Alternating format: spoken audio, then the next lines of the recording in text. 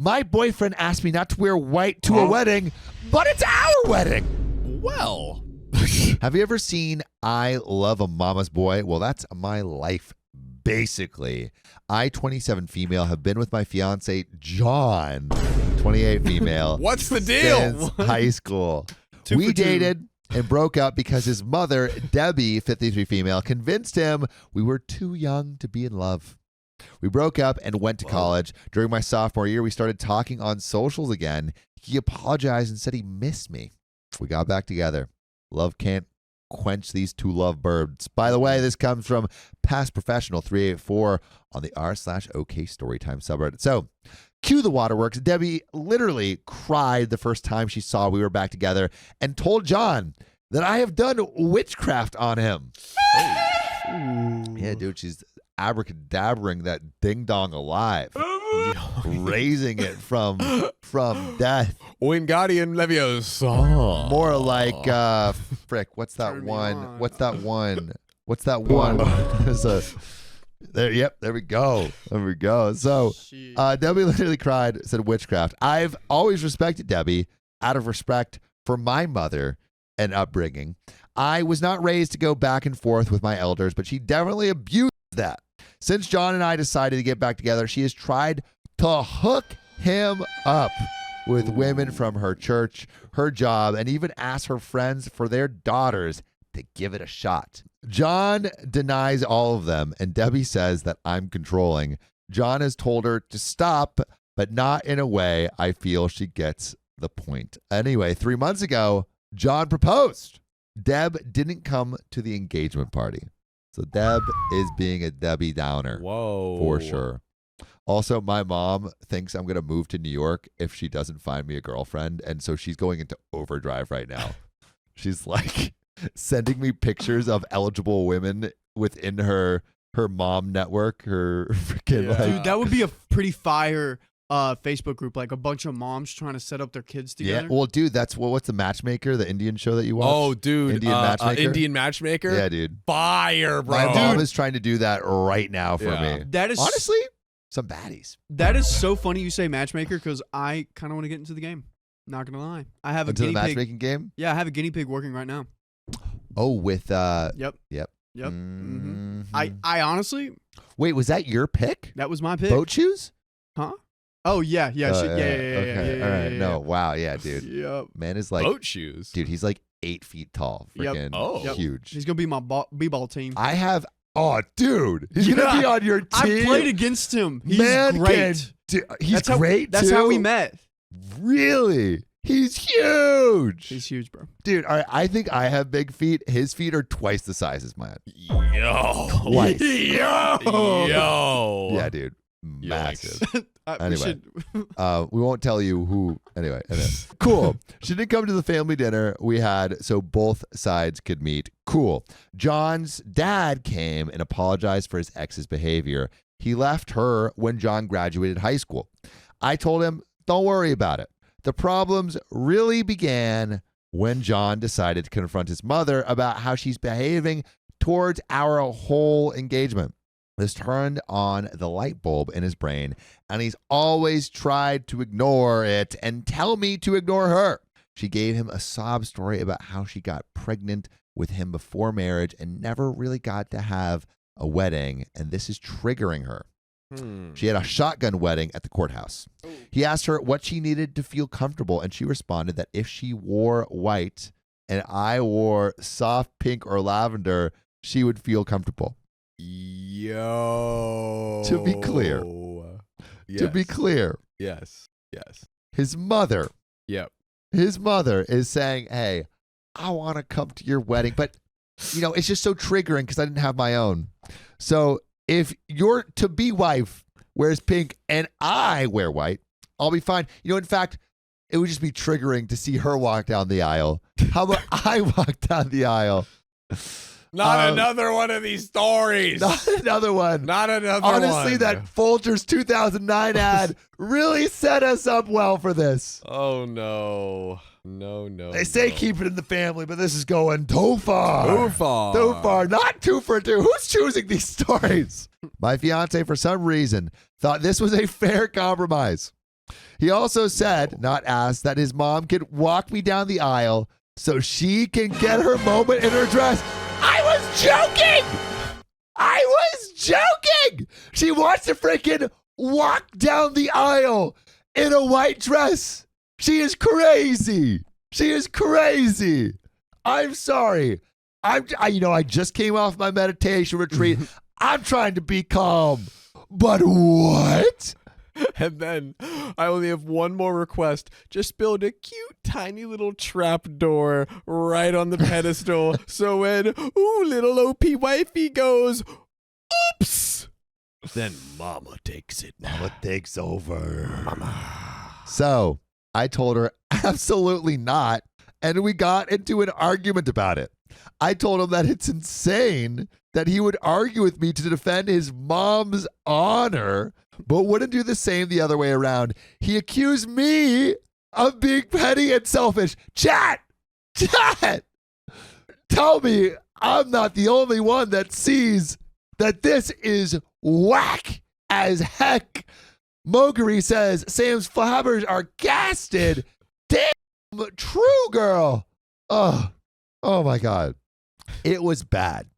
We both have agreed to cool off, but by how heated it got, I could tell we both almost agreed to call it off. Ooh. Now we're in a weird space, and I love John, but now see how much he let her impact our life. Uh-oh. I just imagine her sitting at home with this evil grin, knowing she's ruining my relationship with John, and he's just putty in her hands. I think I should just call off the wedding. Am I the a-hole, or is it just a color? And there's comments by OP, and there's an update. But is OP the a-hole by putting her foot down? Oh my God. As much as I love a John 28 male. No. Man, this is you, dude. It's an exact match. This is you. It's an exact. It's not match. even John without an H. It's John with an H. What's your mom's name? Is it Debbie? No. Okay. Just had to make sure. Oh, man. Bud. Yeah, dude. Bud. Carol Castle saying pre-divorce. Brittany ICU Lynn is saying call it off. Ellie is saying this is how the entire marriage will go. I mean, if you don't start putting some freaking boundaries down, we're going into some comments from OP, but this is wackadoodle. OP says, I wish this was fiction. My life feels like a joke right now. I'm embarrassed to even tell my best friend because it sounds crazy, and I guess I thought posting it here would get a different type of response. But everyone is just telling me to run, so I think it's time to tell my friends and family what's going on. Everyone is screaming, leave him, and I would be too if I was just a third-party observer reading this. So I don't fault them, but we live together and have been planning a wedding. It hurts. I think this is my last straw, though, so I appreciate your advice. I'm going to get father-in-law to gather everyone on his side and talk about this. If that doesn't work, the wedding is off. My dad hasn't paid any deposits yet since it's still early on in the engagement, so whew. I've also decided to show John this thread. I'll post an update after I meet with him later. Hopefully, every once in a while this happens. This does happen. Yep. Where someone will post to Reddit. The entire internet will be like, John's an a-hole. And then this will be shown to John, and John will be like, oh, I guess I have some sense knocked to me by thousands or tens of thousands or hundreds of thousands of people being like, yo, dude, you're kind of whack. One can hope. One can hope. One can pray. One can pray. But will today be the day? We'll see. So, Opie says, I honestly love him. It feels like we're soulmates. But everyone is right. I don't know if I can put up with Debbie forever. I thought I could if he was going to have my back, but he has lost all his marbles, apparently. I honestly think that's what it is. He really believes she'll let up. She hasn't the whole time we've been together, so I'm adding that to one of my talking points later. The second part that is also going to be a talking point is, does he think his mom would not look insane? And that wouldn't make people talk. Would not everyone at the wedding be like, what the F is going on? What's the deal here? Yeah. Who's marrying who? There is an update. But Also, just think about this too. Like, it would already, of course, be crazy if the mom was like, "Oh, let me wear white," right? But let me wear white and walk down the aisle. Let me walk down the aisle, and but the double, like, it's just so crazy. It's almost like it doesn't hit you right away. But it's like, not only that she wears white, but also that OP has to wear pink. Yeah. Like the fact that like OP can't even have a white dress, like both. Does OP have a kid?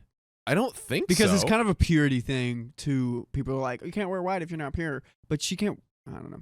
Oh, I didn't even realize that was like a religious thing or whatever. Neither did I. But I don't honestly. think that's at all the context this The is context, coming from. okay. Like Yeah. what I feel like it OP would have been mentioned. It would have been was- mentioned. yeah. What the mom is saying is she never had her perfect wedding because she had to have a shotgun wedding. And so, let me take the place of the bride in your wedding. And then when you have a child of your own, you can kick them out of their own wedding and take can't their do place, this. Just We kick the can't do can this. down the road. We need 1-800 find a husband to get Mommy Deb her own husband to then do a new wedding. That's what needs to happen. I How think about just your own this. I think the solve is just like throw a fake wedding for the mom, and then maybe that will quench her thirst to ruin your own wedding. Yeah. Stage Because it a seems like the wedding. mom on her wedding didn't get a lot of good wedding photos, so she's going to Yeah. use your wedding to get those photos. But there is an update. Oh, Golly. 1 day later, December 12th, Oh 2024. my God, that was like 6 days ago. I know. Oh my God. This is happening in real time, boys. Hey everyone.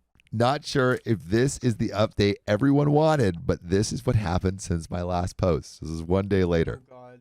I laid out a couple of talking points that I couldn't articulate over the rage. I met it with John after work at home. I was at the gym letting off steam. We spoke on everything and made plans to speak to his mother.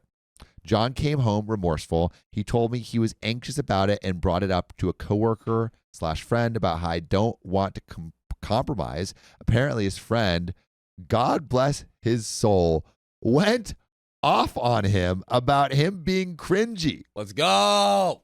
This angered me. Because I want to do it first. So when I say it's a problem, but another man tells you, and now you see the other side, I brought up my talking points. Him being easily being manipulated. This was also proved when I said he would listen to whatever another man said before his partner, even though his friend agreed with me. It hurt that he didn't listen to me. The one thing I will be, it could totally be a sexist thing, but this is something my mom always says to me, where it's like, oh, you'll listen to one of your friends, but when I tell you, like, you won't listen to me, like, I think. But mom to son is No, a no, no. I do that all the different time to my mom. dynamic. No, but 100%. Yeah, But yeah. I do think, like, what I'm saying is sometimes there's a level of closeness to a person that sometimes you just need an outside perspective. Yeah. Not saying that OP's fiance OP's fiance should have listened to her Yeah. for sure. But I do understand that sometimes you need a perspective outside of the relationship to realize that you are being crazy, in the same way that when we've talked about abusive relationships, sometimes you need someone outside of the relationship to say, that's not normal, for you to realize it's not normal. Outside the vortex. Definitely not the same thing, but One could even argue that he should have, upon hearing his mom's idea, told her it was a bad idea to begin with. yeah, I do think, I mean, I can't believe OP has to deal with this. I feel so bad. And also it just seems like he is like incapable of thinking for himself too. Yeah. But also incapable of listening to OP, which is a terrible combination. Like, Yeah. if you're going to be incapable of thinking for yourself, at least listen to your partner. Right? You can't be gullible from other people, but not your own partner, at least. Yeah. Duchess Cassandra says, I mean, that happens a lot in a relationship where you listen to other people and not hear your partner because you're too close to it. Yeah. And that's all I was saying. So it's not necessarily always a red flag. But in this case, it's kind of a red flag. Poll, walk away. 1, 2, work it out. Vote in the poll. So His mom going out of her way to break us up with this silly request. He's way more open to this theory now, knowing how cringe he looks, even telling the situation to someone else. I compared it to a father removing a bride's wedding garter. And then he got the point. Yikes. Him agreeing to his mom's crazy request before even talking to me. He claimed he didn't, that he told her he'll see how I feel about it and just brought it up to me. I asked why did he not see that his mother walking down the aisle on his wedding day was extremely creepy. He says it's just a dress in his eyes. He just didn't want his mom to miss the wedding. I told him there will be no wedding if he doesn't straighten on up. He said he misunderstood. Me showing him how blatantly obvious it was she hates me. Shouldn't even ask to wear white alongside me, which is still weird, but that I don't wear white at all, as if I'm some impure which shout out Riley for pointing that out. I didn't even think that was a thing. Me either. Thanks, Reddit, because I wasn't even thinking of that one. Shout out Reddit and Riley. Ooh. He said he didn't see it that way. He just knew she hasn't been showing up because she said seeing me in white hurts her. So I said, do you not hear your own mom saying she wants to be the bride herself? That she can't stand it being me. It finally looked like a ding went off in his head. Earth the frickin' OP's fiance. Man has the thickest skull in existence. God. The thickest skull. Can we marry an idiot as John? That is the question I am currently asking right now. Me asking him what role she would play in our wedding, childbirth, Mother's Day, and everything to come. Would I always come second place? He assured me I wouldn't, and he realizes how bad he effed up. He was just trying to keep the peace. I asked, by always making her happy and making me miserable? I refused to live my life that way. He agreed and said he was sorry and that he wouldn't want me to be miserable. We have no children yet, but we created a plan in how to deal with any big milestone. She won't be there for anything unless I'm comfortable with it, and I won't be unless she does a 180. I asked, what did his mom say to change his mind? And you guessed it, she cried. She cried about her baby getting taken away from her, how she never got her wedding, how his dad left her, and she was alone and had no one else. That she felt sick and just wanted to experience a real wedding before she dies. She is perfectly healthy unless there's something she hasn't told us. Dude. I just told him if that was enough to manipulate him, what's to say he won't turn on me again? He said this friend and dad talked sense to him about how he was going to lose me. I told him today that was the last straw for me. He had to do 4 things to keep me engaged to him. Ooh. If he even cared to. So Here we got some stipulations. We got some barriers. It's about to get really real. Guys, vote. We have a standoff here. Yeah, Vote, Walker vote. say. 50-50 right now. Whoa. 50-50. 50% of people are saying OP should stay in the relationship. 50% of people are saying OP should walk. 1s or 2s, put in your votes. Is pollating? So, OP requests. Go low contact with his mom and do not let her make any decisions on our wedding, which will be postponed another year to see if he actually sticks to his word. Good idea to postpone the wedding about something like this. Agreed. Smart. 2, he has to go to counseling individually and couples counseling. 3, he has to speak to his mom with me present about her behavior towards me because every time he goes by himself, he comes back with a reason why he left it alone. Next, he must create strong boundaries and learn to uphold them. He agreed. But then came the bad part. Ooh. I showed him the post. Okay. Also, let's take a look at the poll. So 68% of you are saying, 70% of you are saying walk. 30% are saying stay. Mm-hmm. So, but obviously stay, I imagine, with postponing the wedding and seeing if he adheres to this. I think the other party people are like, leave right now. You have enough. Yep. So as he read everyone rip him to shreds in the comments, I could see how uncomfortable he was as he read how much of a mama's boy he was and other things about his mom. He was hurt that I agreed that I should leave him in some comments. He read for a few minutes until he saw someone call him a spineless see you next Tuesday. Come on. And then gave my phone back. He said it was really harsh, but I had shown him how crazy the situation sounded, even if it was just to keep the peace on a surface level. Him reading the post was the icing on the cake. He said he saw everyone telling me to leave, and his heart physically started hurting, knowing that he deserved it. We then called his dad, who I'm no longer calling future father-in-law because I will call this wedding off tomorrow if he doesn't have my back when we speak to his mom. Oh, man. John's dad, Dan, who I'll name since he's a big part of this update. Dan also read John the Riot Act again. The Riot Act, what's that? He was relieved John decided to get his act together. We agreed to go to Deb's house tomorrow with Dan and John's aunt. My dad is tagging along. This is a full family affair. Here we go. Oh, the Riot Act, a British law that allowed local officials to disperse groups of 12 or more who were unlawfully So I guess they're going to disperse this Debbie. Yeah, I who's haven't heard that before. I haven't heard that Reading before. The Riot Act. Yeah. Yeah, dude. So John has said he will tell his mother that she can't, under any circumstances, make our wedding about her. He also said if she does cry or try to guilt trip him, he will tell her he's going no contact. I feel terrible, as getting a man to stop talking to his mother isn't something I ever thought I wanted. I doubt Debbie will come around, especially not tomorrow with all of us against her. I don't know if John will backtrack as soon as he gets there. I have explained if he doesn't grow a spine, I'm leaving. He either can marry me or marry his mom, but that's my ultimatum. Oh, man. He said he chooses me. We'll see, I guess. This all should make me happy, but I still feel icky. I'll update tomorrow after we all talk to Debbie. Deirdre Sathan says Riot Act is just straying, means to yell all the crap you did. That sucks.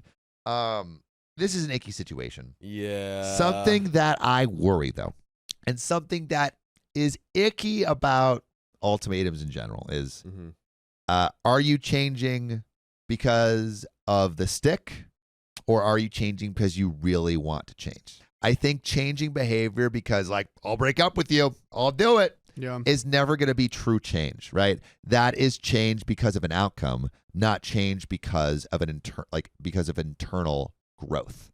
Yeah, you're not doing it for yourself, you're doing it for your partner. Yeah. And I think, although maybe change can start this way, I don't know if it's like healthy. I feel it's got to come for you. It's got to do it for you. And I almost want to like Carol Castle saying, go force the numbers. I just feel like, now it's everyone else doing this thing that he needs to do for him. Like, I don't think it's actually exhibiting the change that OP needs to understand whether she's safe in this relationship. And so, like, I really think and this is harder, but the best option feels like they need space, and OP needs to like observe how this guy acts in the absence of the relationship. Like I feel like they need like a break. Well, I think it would have been interesting in earlier so there was that point where like he finally like got it, and then like right after that point she came up with like the like ultimatum agenda.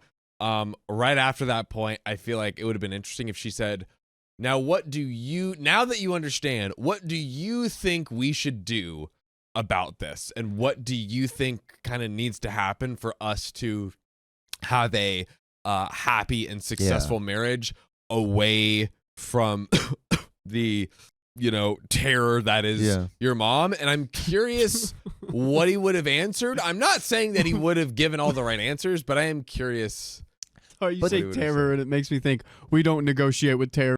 But yeah, dude. I mean, low key though. But I think even if he said all the right things there, he could just be saying all the right things there. That's so true. Because that's so true. He's gonna have a new mommy now, and that's gonna be OP, because he's doing it for OP, and that he's not doing it for himself. I think you might keep his old mommy though. I mean, old mommy's hard.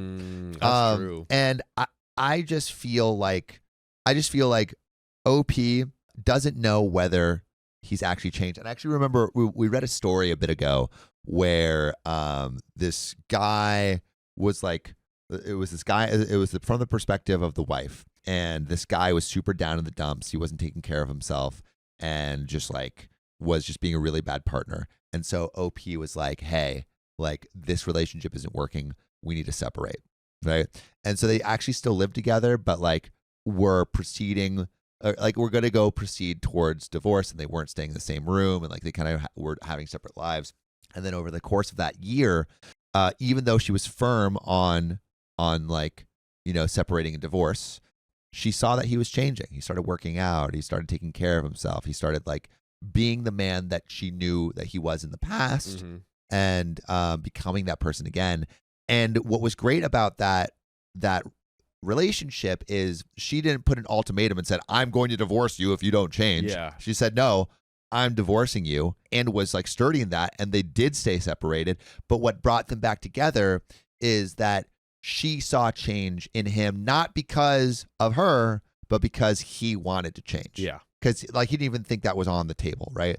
And I think when you're holding a relationship over someone saying like, hey, if you don't change, you're not going to get this little treat. You're not going to get this relationship. You're not going to get this thing that you really like. You're not going to actually see change. You're going to see like false promises and false actions that don't signify the internal change that you need. So I think Zombie Love has it right. Hold off on wedding.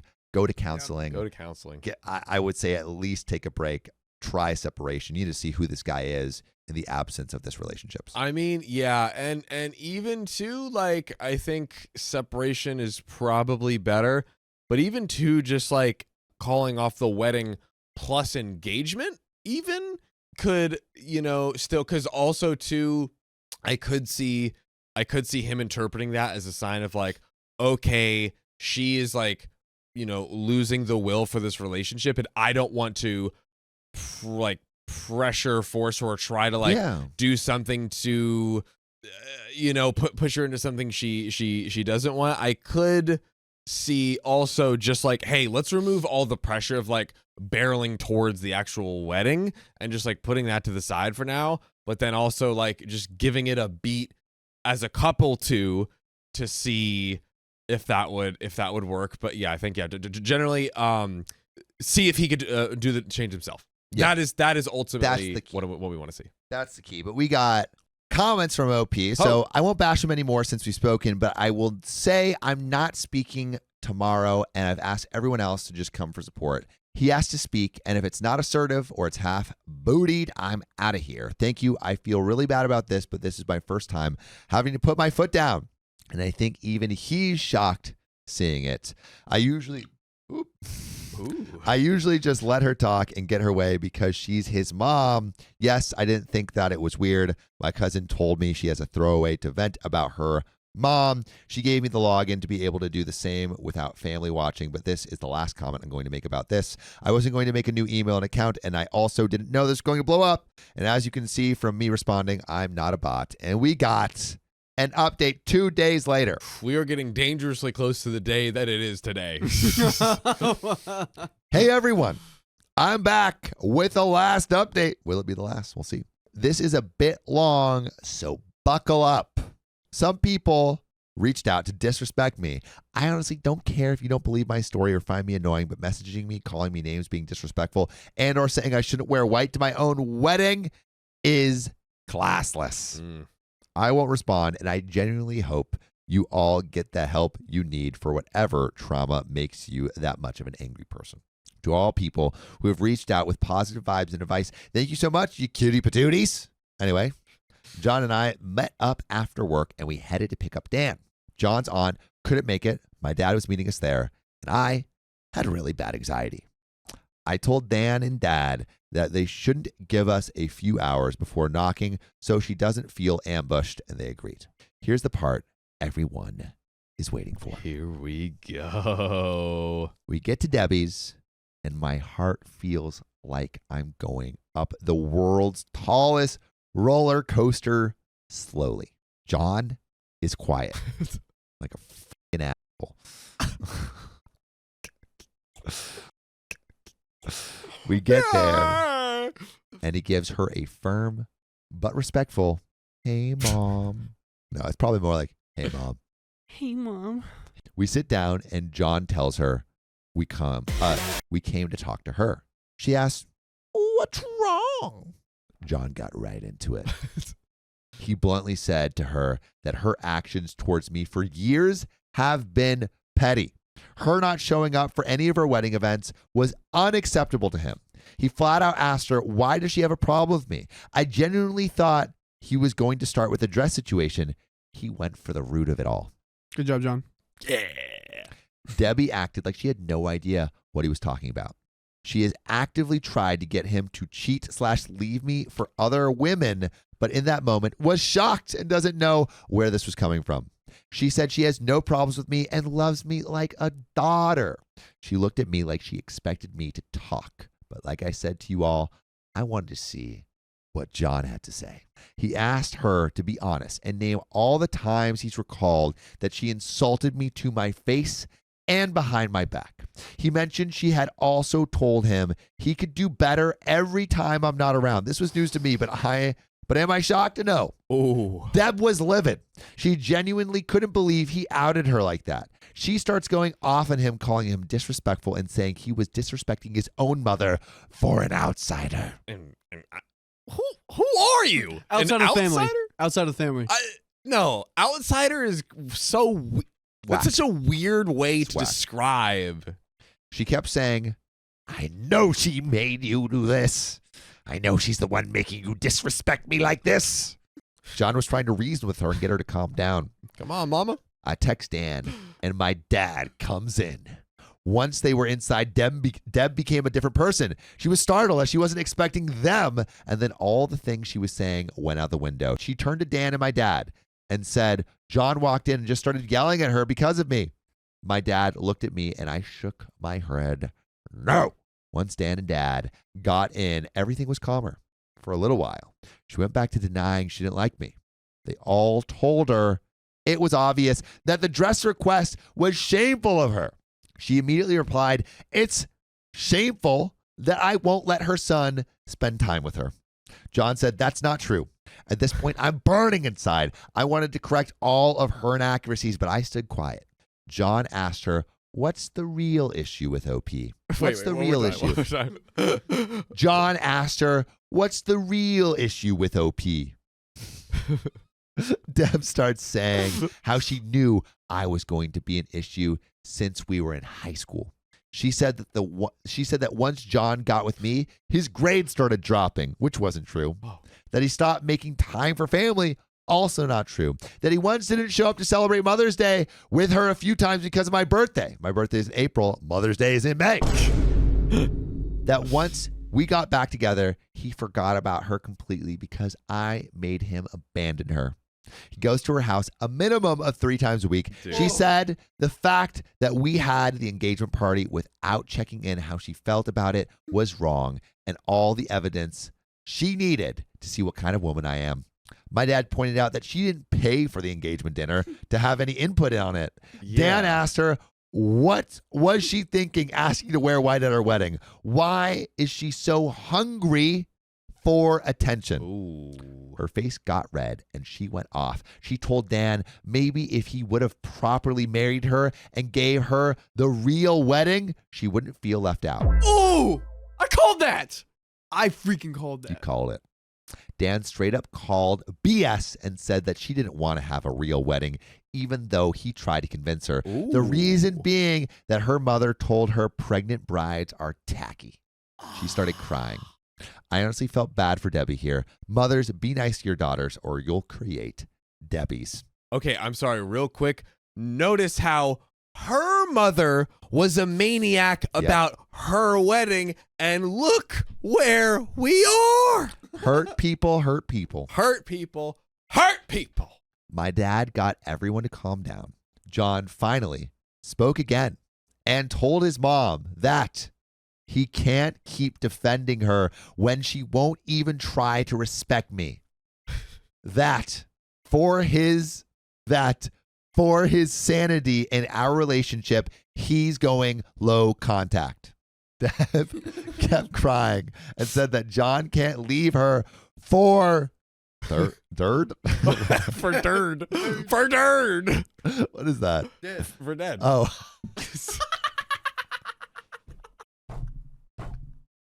For dirt.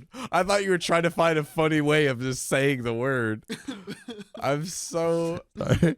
Now I'm dead. That's funny. He can't leave her for dirt.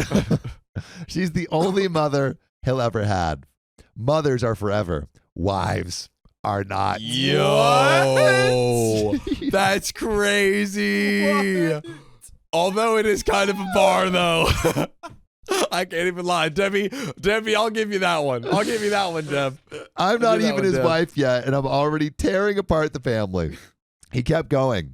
He told her that we are going to get married. Wait. Sorry. He told her that we are going to get married. She can't respect me or stop crossing boundaries. She'll get cut off completely. That his visits are dropping down to one every 2 weeks, and that she needs to call less. She started going. She knew. Also, this is so visual humor for the podcast listeners. John is mouthing every word I say. But you're still getting the story. Yeah, which yeah, is you're great. still getting the story. It's just an extra layer. It's an extra layer. No one's missing. Come on, join the lives. Yeah. She knew it. I'm doing something to him. What did I do to her son? I'm a manipulator and a problem. She told my dad. He raised a demon. Oh my God. My dad shot back at her to watch her mouth. That's right. John kept shouting, "Mom, stop! Mom, stop!" But she, Dude, I want to watch these back because I can't see it because I'm looking at the camera. but she kept screaming. And then she started hyperventilating. Whoever called it, you might be able to see the future. She was gripping John's arms, saying she can't breathe. Left her for dead, remember? Right? This was when I said to myself, oh no, he's about to flip-flop. He looked at me, and I know he knew what I was thinking. John got a cup of water, then asked his dad if he could make sure his mom was okay and asked my dad to take Dan home. Dan and Dad agreed, and his mom started crying louder. She literally screamed, "I can't breathe!" As we walked out so he could hear her, I felt effing terrible. Dude. And I finally spoke. I told John, I'm sorry, and I understand if you felt bad. He said he Wait. knew he said he knew he was faking it, but his instincts wanted to run over and make sure she was okay. I asked, "Are you?" And he said, "No," but he looked really sad about it. My dad walked out behind us. My dad has never seen this side of Deb, and neither have I. She's always been catty or shady towards me, but this was insane. It is. Exposed. My dad straight up told John that his mom needed help with her mental health. John said he's going to talk to his aunt about getting her help. We went home, and John cried. He said he cried because he watched his mom villainize him and tell others that he just walked in and verbally abused her. He said it reminded him of the times he would fight with his dad because his mom would say Dan would just come from work and yell at her for no reason. I guess it was deja vu for him. He was silent after she said that, so I do believe it struck a nerve with him. He decided to go no contact. Whoa. I did ask if he was okay with me posting this part, and he said yes. Before we went to Deb's house, I called a couple of counselors in our area to check for availability, and our first couples therapy session is next month. It's a little while away. He called his provider today to check for a therapist within his insurance and got an appointment for himself for the 23rd. The ball is rolling, and John seems like he's on the same page as me. I know this is curling him, though. Dan called us and let us know that he got Deb to calm down. He said he spoke to her as best as he could about her harming her own relationship with John, but she didn't want to hear it. But you know what you always want to hear is us going live on Facebook and YouTube every weekday at 3 p.m. PST. Just tap our profile. Get on in here. There's another relevant update, but man, did they lay down the law with them? And you know what? While it wasn't the way that we suggested, it kind of panned out in the same place. I mean, it felt okay. It felt felt pretty real. Okay. It felt pretty real. I do feel like we're getting some answers. John is laying down the law. And also, at first I was like, man, all the family. But now I'm like, that's so important because United front. It united front, and it truly exposed her, and everyone got to see exactly what was happening. Yeah. And it like, again, just really pushed her into that mode of showing like, oh wow, she is not there. Sane. Yeah. Not sane. And I'm curious from chat. So now seeing that this person is not sane, and also seeing what OP and fiance have done and have spoken their truth, have we changed our mind about to stay or leave? Because before we were like 60-40 on staying, You're 40% right. on leaving. I want another vote to stay or to leave. Chat. Let us know. We're recounting the votes, so vote right now. Thank you, Reddit. I really didn't expect this to blow up like this. The advice and well wishes I got from this was so overwhelming in a great way. While I should be happy, something about it all just makes me feel down. I hope that Debbie gets better and we can one day have her in our lives. Something about that comment about her mother made me hurt a little for Debbie. Hopefully one day I'll get to hear her stories. Now, I'm going back to my regular life, and hopefully I won't ever have a dramatic update for you guys again. And that is where that story ends. And you guys have overturned your last vote.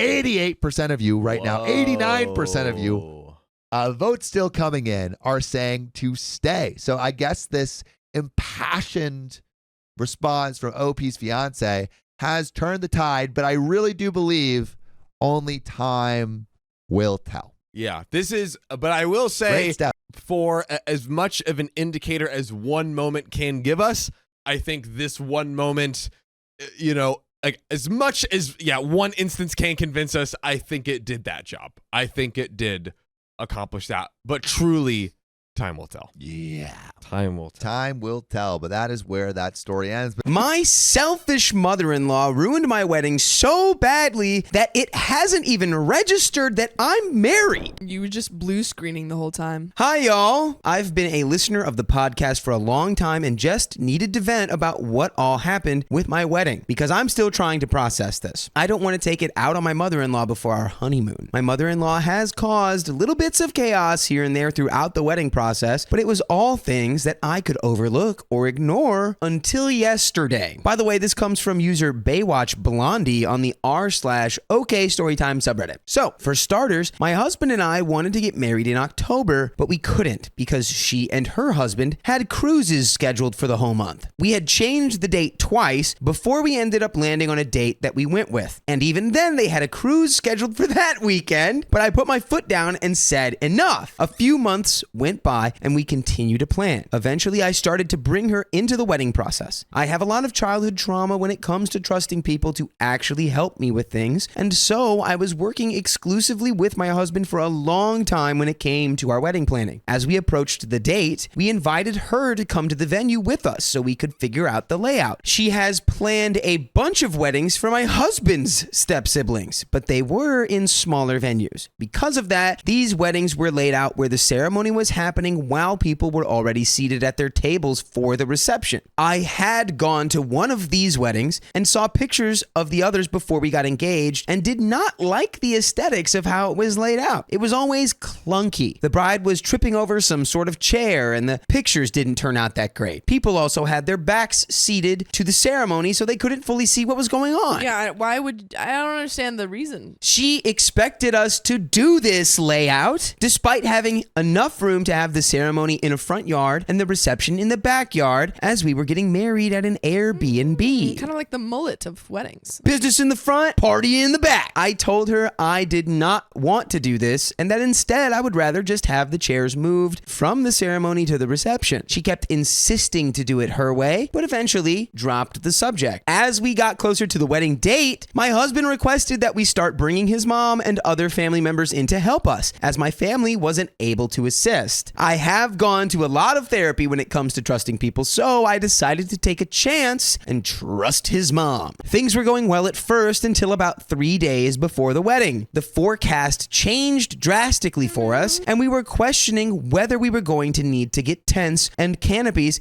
because of the percentage of rain chance. My mother-in-law took this opportunity to insist to me that we should do the ceremony at the same place as the reception, which is such a weird thing to be hung up on because it's Just like, we have to do it. it's not a thing. Stop making this a thing. It's not a thing. I explained that we had a plan to be able to move forward with our original layout, but she kept arguing with me. Eventually, I came up with the compromise that if the rain was still a high percentage chance the day of the wedding, we would still have the ceremony separate from the reception, but they would both be in the backyard, so it would be a faster transition. Why do we need to transition so fast? When I told her this, her response was, quote, "I'm glad you came down from your pedestal and back to reality." What is I'm gonna this? freaking knock her off her pedestal real quick. I would immediately knock her off her pedestal as having anything to do with the planning. I'd be like, and look, I'm tipping it over That's right so funny, now. because I didn't realize it was your wedding. Yeah, I was really hurt by this back to reality comment,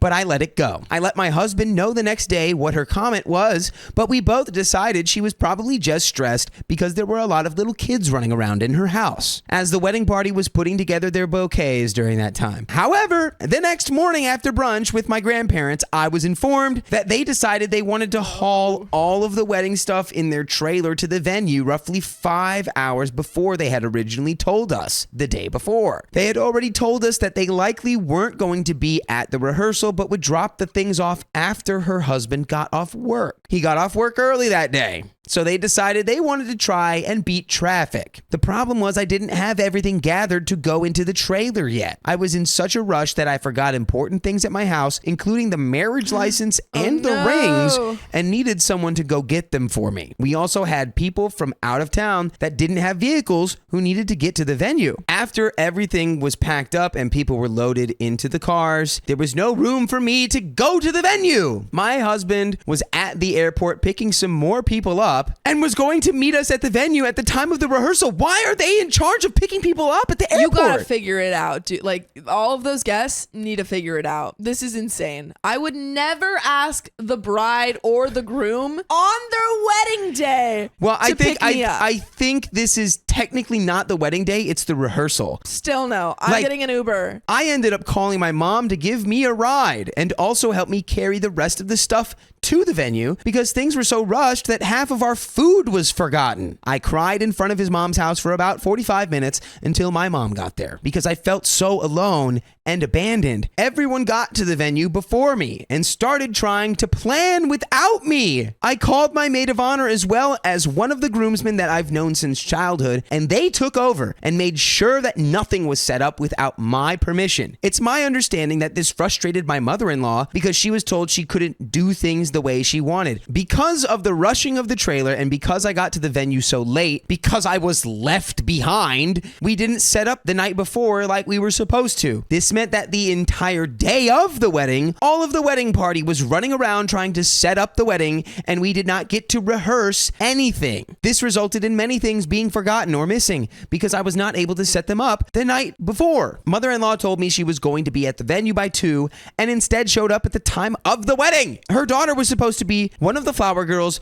but she let her daughter run around on the playground outside and didn't want to try to wrangle her into her flower girl dress while she was wet and muddy, so she decided to skip her being a flower girl and didn't inform anyone, including her toddler daughter who tried to join the girls as they walked down the aisle. I feel like at this point the mother-in-law is doing this out of spite. I think so. I think she's just like, whatever. You don't want me to help out at the or you don't want me like to listen to any of my ideas, then you don't get any of my help. I guess you guys can have all the fun in the world moving your tables and chairs around when you have to do the reception separately from the ceremony. It's exhausting. She also did not sit in the reserved seating during the ceremony, and so my husband's family seating was practically empty because they all stood behind. I found out later that this was because she decided she wanted to take pictures, despite the signs that said no cell phones, please. Right after the ceremony, we began taking pictures. While we were taking pictures, we were informed that the guests were starving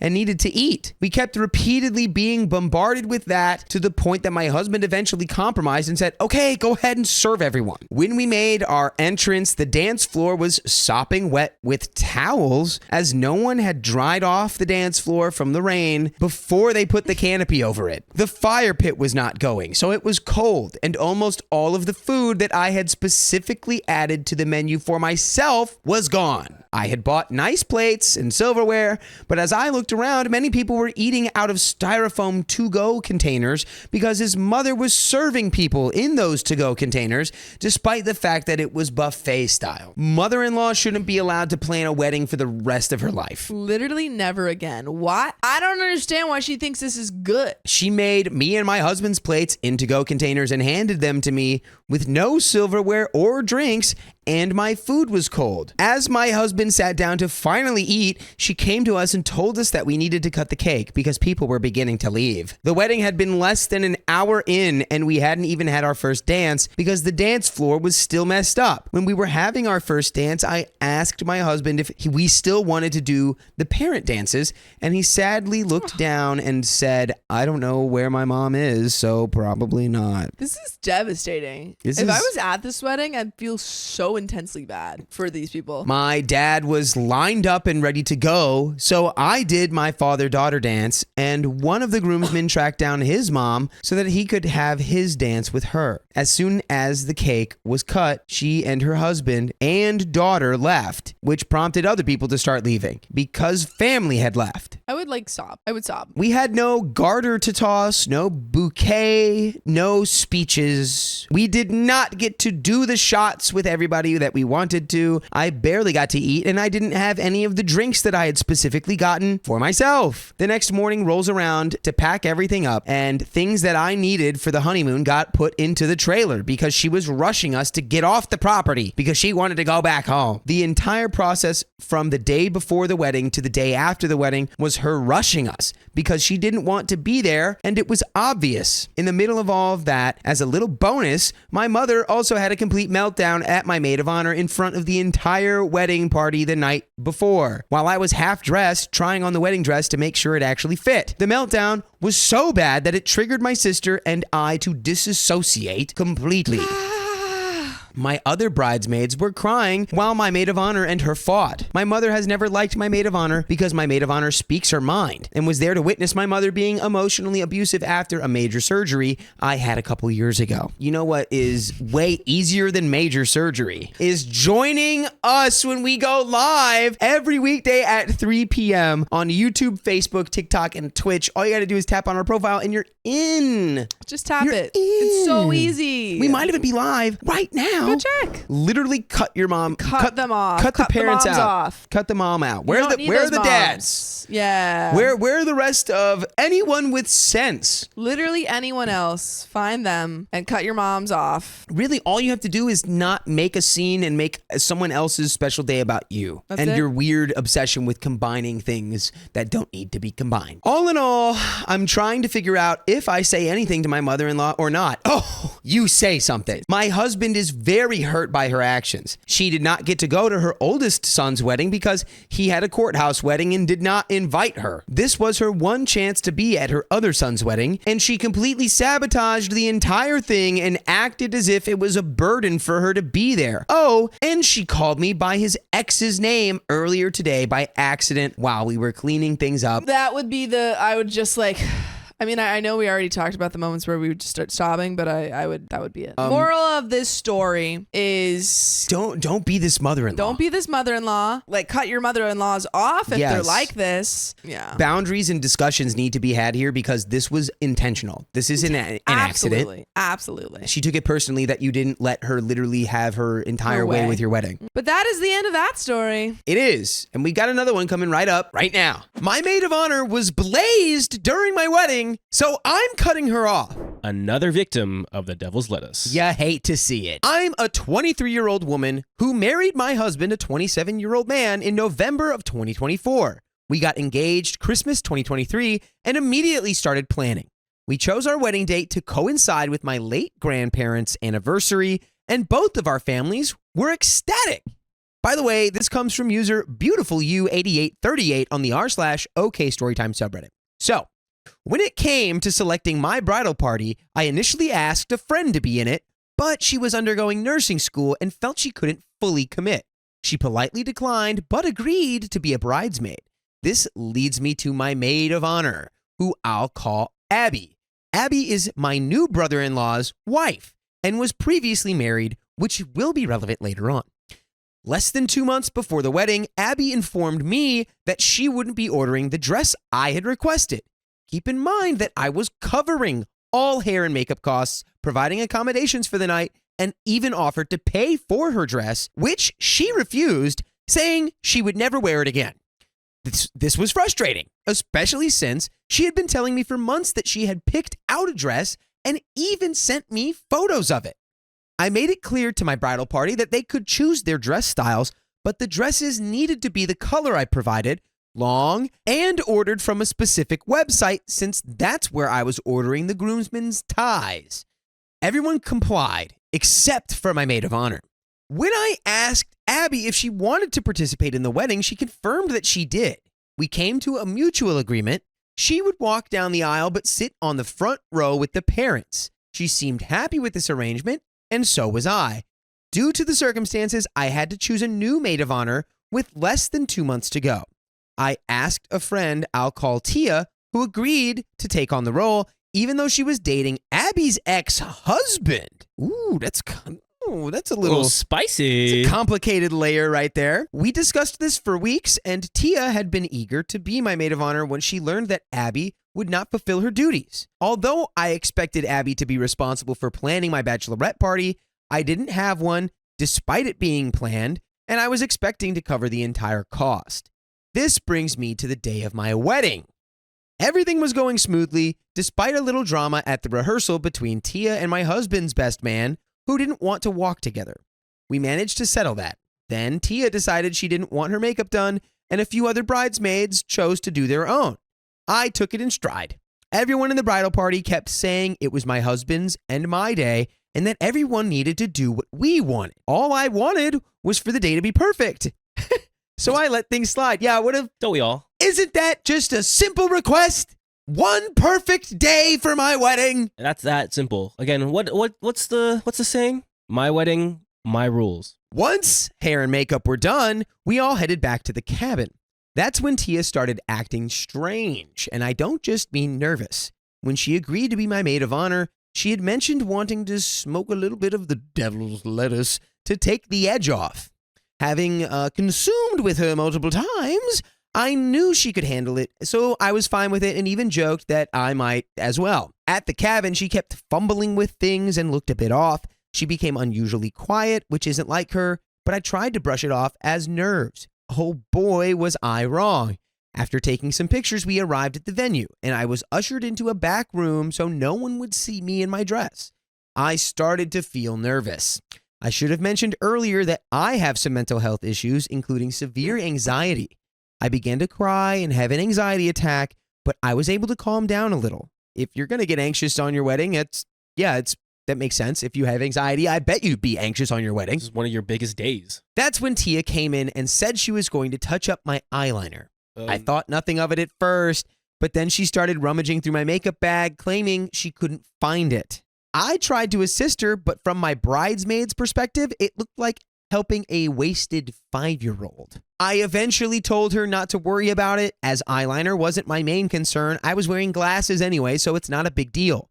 The ceremony came and went, and although there were some bumps in the road, overall it was absolutely beautiful. And at the end of the day, we were married! Yay! The reception started, and my husband and I went back down to the pond at the venue to take pictures while everyone ate, so we could stay on schedule. We took amazing pictures and were so happy until I returned to the reception, and 2 of my bridesmaids told me that Tia was freaking out. She was dragging her dress sleeve through her food, picking it up with her hands, and making uncomfortable comments to others in the bridal party. I was frustrated because she had never acted like this before. And when she arrived, oh my God, She was at a higher elevation than the moon. And honestly, I wasn't convinced it was just from the devil's lettuce. Her eyes weren't red, but her pupils were enormous, and she could barely form a coherent sentence. At that moment, I knew it was going to be a disaster. Yeah, it sounds like she's done a little something on top of whatever. She's literally higher than Cloud 9. To make matters worse, I realized that our venue owner, who was also our coordinator, had just entered the room. This venue had a strict no booze, no substance policy, and we had been warned that we would be kicked out if any were found. I know it was stupid of me to tell Tia that she could consume a little devil's lettuce before she came. When the coordinator asked if everything was okay, we all said yes, but we noted that Tia wasn't going to do her speech because she was anxious. She had no problem with this and immediately suggested an alternative. We could have an open floor for anyone who wanted to speak during the sparkler exit. This sounded amazing to me, and for about 5 minutes, everything seemed to be back on track. We were informed that group pictures were coming up. One of my bridesmaids took Tia outside to babysit her, while another helped me go to the bathroom. For anyone who has worn a white puffy ball gown dress, you understand the struggle. I can't relate, but I know the struggle. I can sympathize. It's a big struggle. When we were done, we all went outside. My husband, my bridesmaid, and I sat down outside waiting for the family to get ready for pictures and for our photographer to prepare as well. This is when Tia came over and started trying to use my dress as a blanket. Yes, a blanket. What did she take? I have a feeling I know what it is, but I'm not going to say. Okay. I seriously couldn't make this up even if I tried. I asked her not to use my dress in that way, a no-brainer, I thought, and she responded with, "Oh yeah, and then sat so close to me that she might as well have been in my lap. I believe this person has consumed a fungus of some kind. As you can probably tell, I had reached my limit with her behavior, and I won't lie, I was being a bit of an a-hole at this point. Pictures came and went, and my husband asked if I wanted to take a breather because he could see the anger and stress on my face. I agreed, and he and his best man went to get his overnight bag out of his car and put it into mine. At that moment, 2 of my bridesmaids came outside along with Tia. One of the bridesmaids asked if she could run to the cabin and get her stuff, and I say yes. Then Tia looked at me and said, "I'm not really sure what's going on, and I'm sorry I didn't give a speech, but after this, I don't think we should be friends anymore." Definitely on fungus. Definitely way too much fungus. Don't do fungus at a wedding where you're the maid of honor, dum-dum. What are you doing? Oh, just don't do it at all. There's a time and a place. After hearing that, with the coldest tone and look, I replied, "That's probably for the best. You should get your stuff and leave." Obviously, I had enough. My husband, family, the entire bridal party, and friends who heard it said I was 100% in the right. This brought me to a point where I was completely done and crying from anger. We ended up not doing a first dance and instead did a mock send-off so the lighting would be right. We took some fake first dance pictures, but it just wasn't the same. We left maybe 30 minutes after everything happened, even though we had events planned for 2 more hours. But you know what event we have planned for you every day? Every single weekday? 3 p.m. PST, every weekday we go live on YouTube, Facebook, TikTok, and Instagram. All you have to do is tap our profile on any one of those respective platforms, and you're in. OP, I think, made a perfectly fine call. I don't blame OP for any of that, and I side with OP of being super angry. Yeah, I would be too. Like if I was depending on somebody and they did that the one day that I was depending on them, I'd be like, I can't trust you with a single thing now. Now, if it was again an accident, because accidents happen, this is a terrible day to have an accident, but accidents do happen, then I would converse. But it doesn't seem like this was an accident. I doubt it. There's no way that was an accident. Because it was like, limit what you're doing with the devil's lettuce. It sounds like somebody is not able to participate responsibly in these kind of activities. Let's finish this story. Now that I've received some of our photos back, I realized just how messed up Tia looks in them. And to be honest, the pictures are quite bad. Not due to our photographer, she was amazing. It's just the pictures with Tia in them. She ended up calling me on our honeymoon saying she had no idea what she had done, but that everyone was telling her how she messed everything up and ruined the entire night. She asked if we could have a sit-down conversation when we returned, but I don't think that's a good idea. I'm not really sure what to do, but I don't believe it's my responsibility to make her feel better about what she did or to give her a pass. Honestly, after what happened, I don't want anything to do with her. So am I the a-hole? I think you should maybe try to hear her out in terms of what happened to her. If she's really like, I don't even remember what happened, because that could be a more serious situation where you have somebody in that group was potentially doing something very illegal. That's like I said. Could have been an accident. It could have been an accident of like, oh, what? Yeah.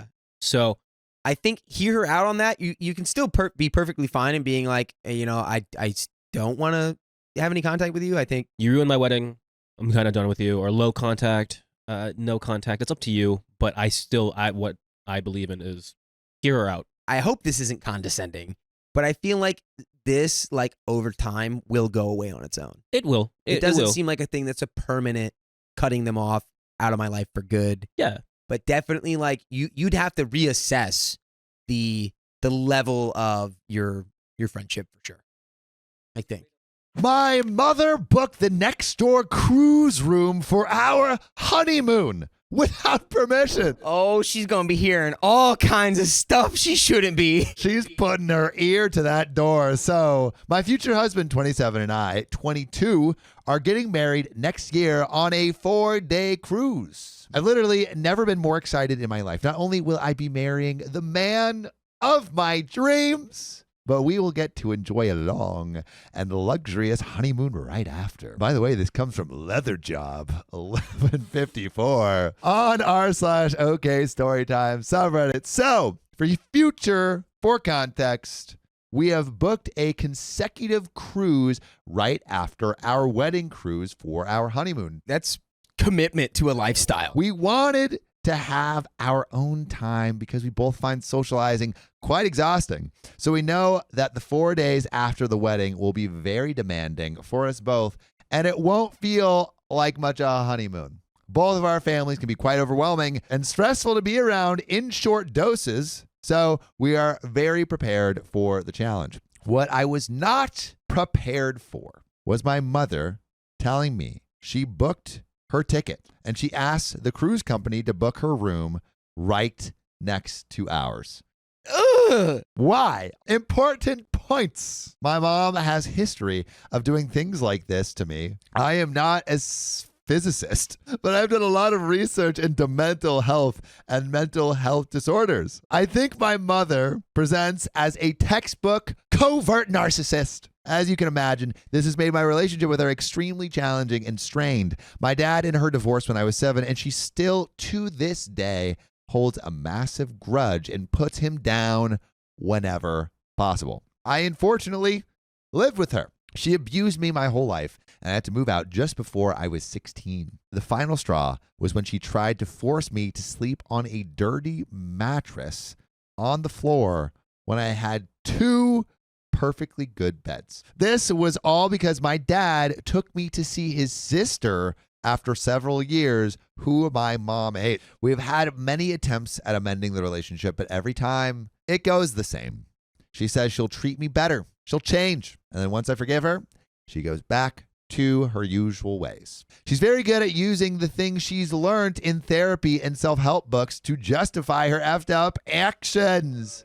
She always plays the victim and uses every trick in the narcissist handbook to get out of taking accountability. She always seems to enjoy crossing my boundaries. For example, when we had her over to our house for the night just before bed, I spilled something on my shirt and I had to take it off and put it in the laundry, leaving me fully exposed from the waist up. I had asked her to go into her room /not look as I ran upstairs because I was not comfortable with my mother seeing me nudie booty as an adult. So I'm confused.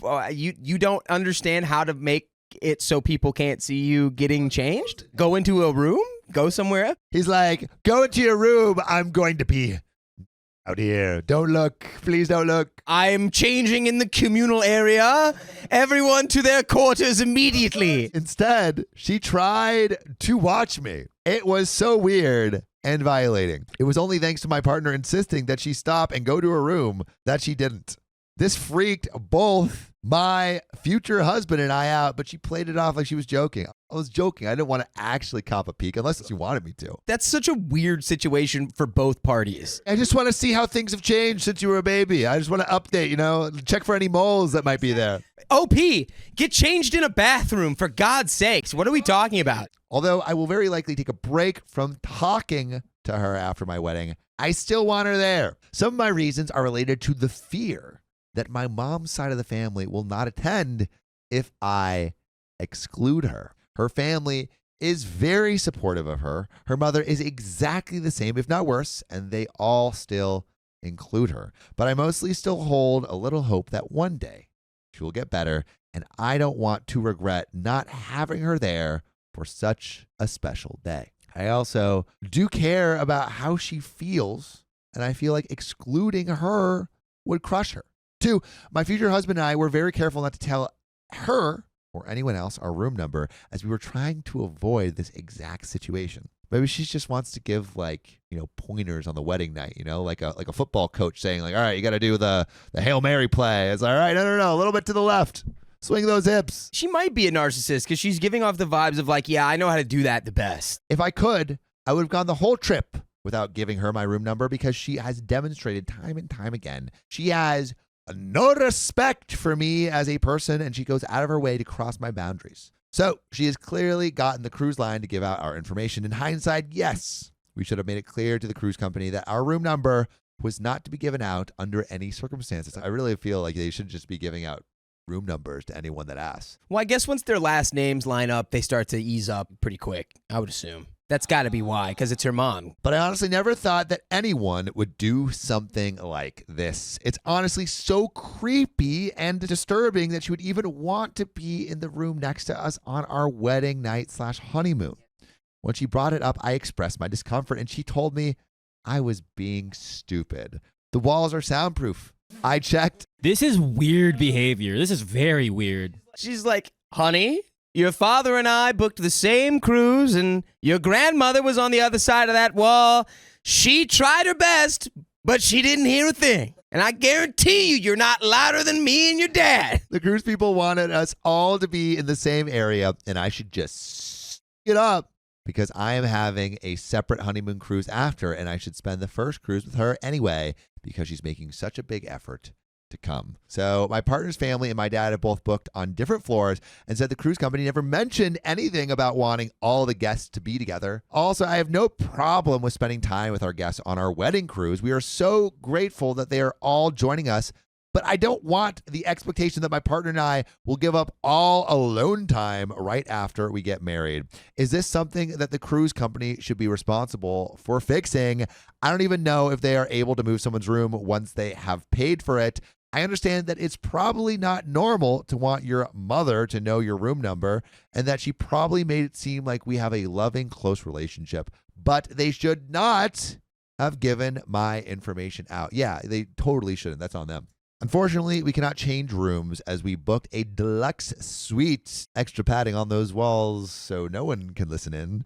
And there are no more available, by the way. We're always available for you to join us live on YouTube and Facebook every weekday at 3 p.m. PST. And we're probably live right now, so just tap our profile. There's another relevant update, Dakota, but what do you think is the solution for when your mother wants to listen in on your sweet honeymoon lovemaking right after you get married?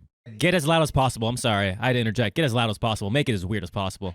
That's what she wants. She wants to hear. Your first avenue needs to be trying to strong arm the cruise line into being like, hey, I know you gave out my information, which is first you need to figure out if they shouldn't do that or if they can't do that. So then press them on that and be like, because you did that, I'm either going to lawsuit you for the cost of my ticket, or y'all can move her somewhere else or move us somewhere else or give us a free cruise at a different time. And if that doesn't work, then you have to go Ocean's 13 style, on your, I don't know if anyone knows this scene where it's they stink bomb somebody out of their room. You have to make her experience miserable enough to where she just wants to get out of that room. But really, that's not super realistic. Call the cruise. You really think the cruise is going to accommodate one party? If there's two people with the deluxe rooms, they could just switch. Didn't they just say that was like one of the last ones or something like that? But someone who's already gotten that room could just switch with OP. Yeah, exactly. You just move her down like one. And this is OP's mom. And so it's the husband's mother-in-law. So if all else fails, what you definitely need to do is tell your mom that after this trip, like, you're going no contact because of her consistent lack of respect regarding your boundaries and your wishes as a adult. You're on like a wedding cruise with your new husband and your mom wants to be in the room right next to you. I feel like I have a hard time putting down a hard and fast, like, permanent walls. And so I would say, like, hey, we would have limited contact or low contact. I don't know if I would go no contact all the way. Not permanent no contact. But we got a little bit more of this update. I also don't think talking to her about it will do anything. I already tried to address it when she brought it up, and she completely dismissed me and my concerns. Like I said, she is amazing at playing the victim and redirecting. She keeps throwing the fact that she is paying to attend the wedding in my face. And yeah, if she's attending the wedding, she gets to attend all parts of that holy matrimony. It's like, I just want to make sure that you know what you're doing. She keeps throwing the fact that she's paying to attend the wedding in my face and saying I should be more grateful. I could go into the conversation prepared and less shocked, but I feel like it just ends in a big fight and no solution. I'm willing to just it up if it comes to it, but I thought I would come here to hopefully get some advice and reassurance that I'm not crazy for not wanting to share a wall with my mother on my honeymoon. I think we can all agree that Opie is not crazy. I wouldn't be super comfortable doing that. So if you're too uncomfortable to even enjoy each other and like there, I think the move is to like make it like a joke. So it's like just figure out like a way to like bang the headboard against the wall and like just say stuff. But we have so much evidence that this mom is just like, I want to know everything going on with my daughter. I really don't know if that's what that was. I think it was more of the narcissistic, like she could not let go of somebody telling her one thing she had to do. Because she's like, can you please like turn around and not look at me? And like the narcissist is going to be like, you can't say that. You're my daughter. I'm in charge of you. I think that's what it is. I'm your mother. I can do what I want to do. My bride friend showed her true colors, so I did give her a wedding gift. Were they red, purple, pink, blue, green? In 2019, I, 20F female, worked at a workplace where I met some of my best friends. We still have a pretty big friend group and we still hang out quite often. I can even call some of them my best friends even after some of these years. By the way, this comes from Odd Adhesive 52 on the r/showcase Storytime subreddit. So in the beginning, as of every friend group, our group looked a little different. A woman, L. Lauren, 34 female, was also a part of the group. She and her fiancé, Alex, 35 female, would get married in October 2020, and the whole group was invited.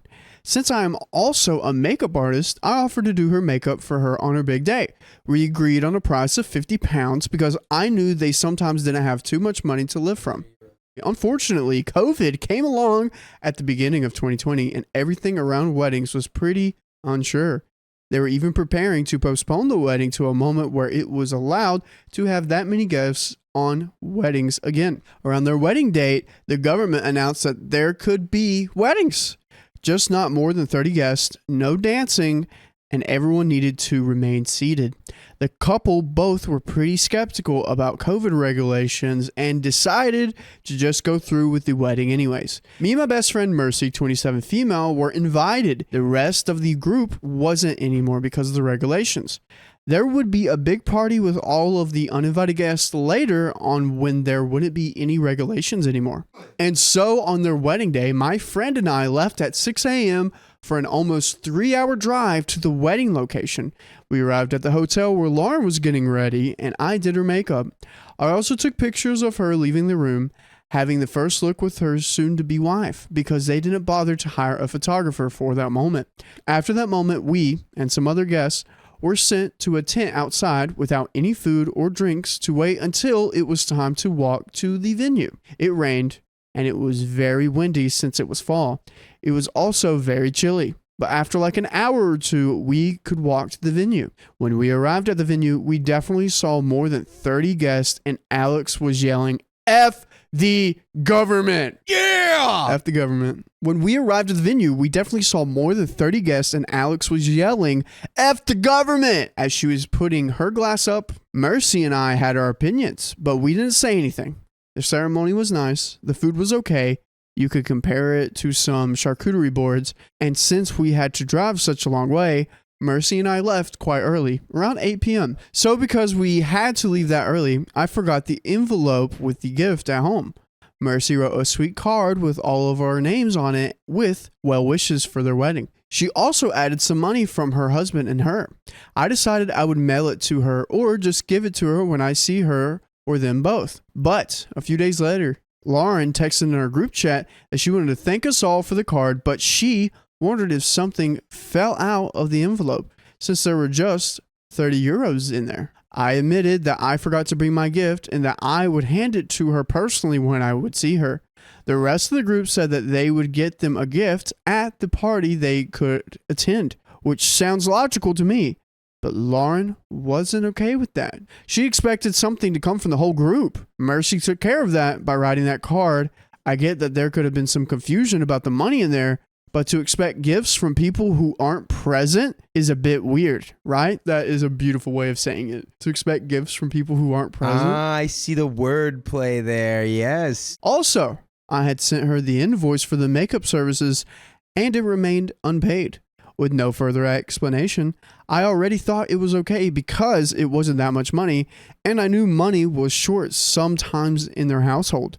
And with the expenses of a wedding, I didn't want to bother them anymore. After a while, 3 weeks or so, Lauren got really upset with all of us because she felt ignored, especially since we never heard from her since the last text she sent us. We did talk in the chat, but she never participated in conversations anymore. She did this more often, so I didn't feel the need to check in on her. Same goes for my other friends. Lauren left the chat, unfriended us from Facebook and Instagram, and told Mercy that she felt disappointed about the gift and she expected our group to send her flowers on her big day. Ooh, a lot of expectations, a lot. Yeah, see, it's expectations that always get you in the most trouble. But it's always nice when a problem takes care of itself by removing all of you and blocking you. And it's like, well, if this person's going to go completely nuclear over that, it's better off without you, I guess. She was awfully mean to Mercy, so I felt the need to step in. I told her that Mercy never deserved this kind of treatment and that we all agreed on handing her a present at the big party. Lauren responded by saying she still didn't see me with the gift. That was true. Since we both didn't have the time to meet up, I also still didn't receive any payment for my services, and it bothered me that she was so fixated about the gifts. So I wrote her a paragraph-long text saying how rude I thought she was being to Mercy and how we almost froze to death at her wedding, almost starved in that tent, and that I got the impression that she got married for the gifts and not to celebrate love. But we love you, and you can celebrate with us every weekday at 3 p.m. PST. Just tap our profile. Where do we go live, Dakota? YouTube, Facebook, TikTok, Twitch. That's where we're live at. All it takes is a tap on our profile. But we're not done with the story. We got a little bit left. Did she get married for the wedding or did she get married for the gifts? I don't know if anybody gets married just for the gifts. Time out. I could fight you on this because so you get married and the man's got a lot of money and the man's family got a lot of money and you're like, ooh, gifts. But that's not getting married for the gifts. That's more like you're getting married because your husband has a lot of money. Yeah, and instead of her being like, yay, I'm married, yay, she's more like, give me. You pay me now. Yeah. Where are my flowers? She is very fixated on like, you owe me a bigger thing. Like, I feel like it's different if it's like a baby thing. You know what? Like if you're coming through to like the baby shower, it's like, yeah. And y'all just bring me flowers. I'm like, that's great. Give me a stroller. Give me diapers. Dude, you're going to have a baby shower one day. Dude, maybe. I get to get you like diapers and like little baby clothes for your little kid, dude. Riley giving me an existential crisis over child rearing right now. And you get to come to my baby shower? Of course. I go to your baby shower. The last thing drove Lauren over the edge, and she didn't even see the rest of the whole paragraph anymore. She blocked all of us. And I got a snarky text from her wife, Alex, who blocked me right after she pressed send. And I really wanted to give her a nice elaboration too. but I couldn't. Again, it's perfect when these problems take care of themselves because they just block you for you. Until this day, this is a story we still laugh about. But was this also an a-hole move from me or from the whole group? No, she was entitled. Everyone had a game plan. You have a big party, you get gifts. We weren't invited to the wedding, so we can't do it. The wedding's not about the gifts. The wedding's about getting married to your partner. Yeah. And getting, having the ceremony and everyone's there. And it's like, there's like a whole, isn't it like the bridal shower or whatever? Isn't that supposed to be where the gifts and stuff are exchanged? Yeah. Like, I don't know. It seems weird to be so fixated on that one aspect. I'm not a fan of this. I read another story that was similar to this. It sounded like OP was just invited to a wedding to give them a gift.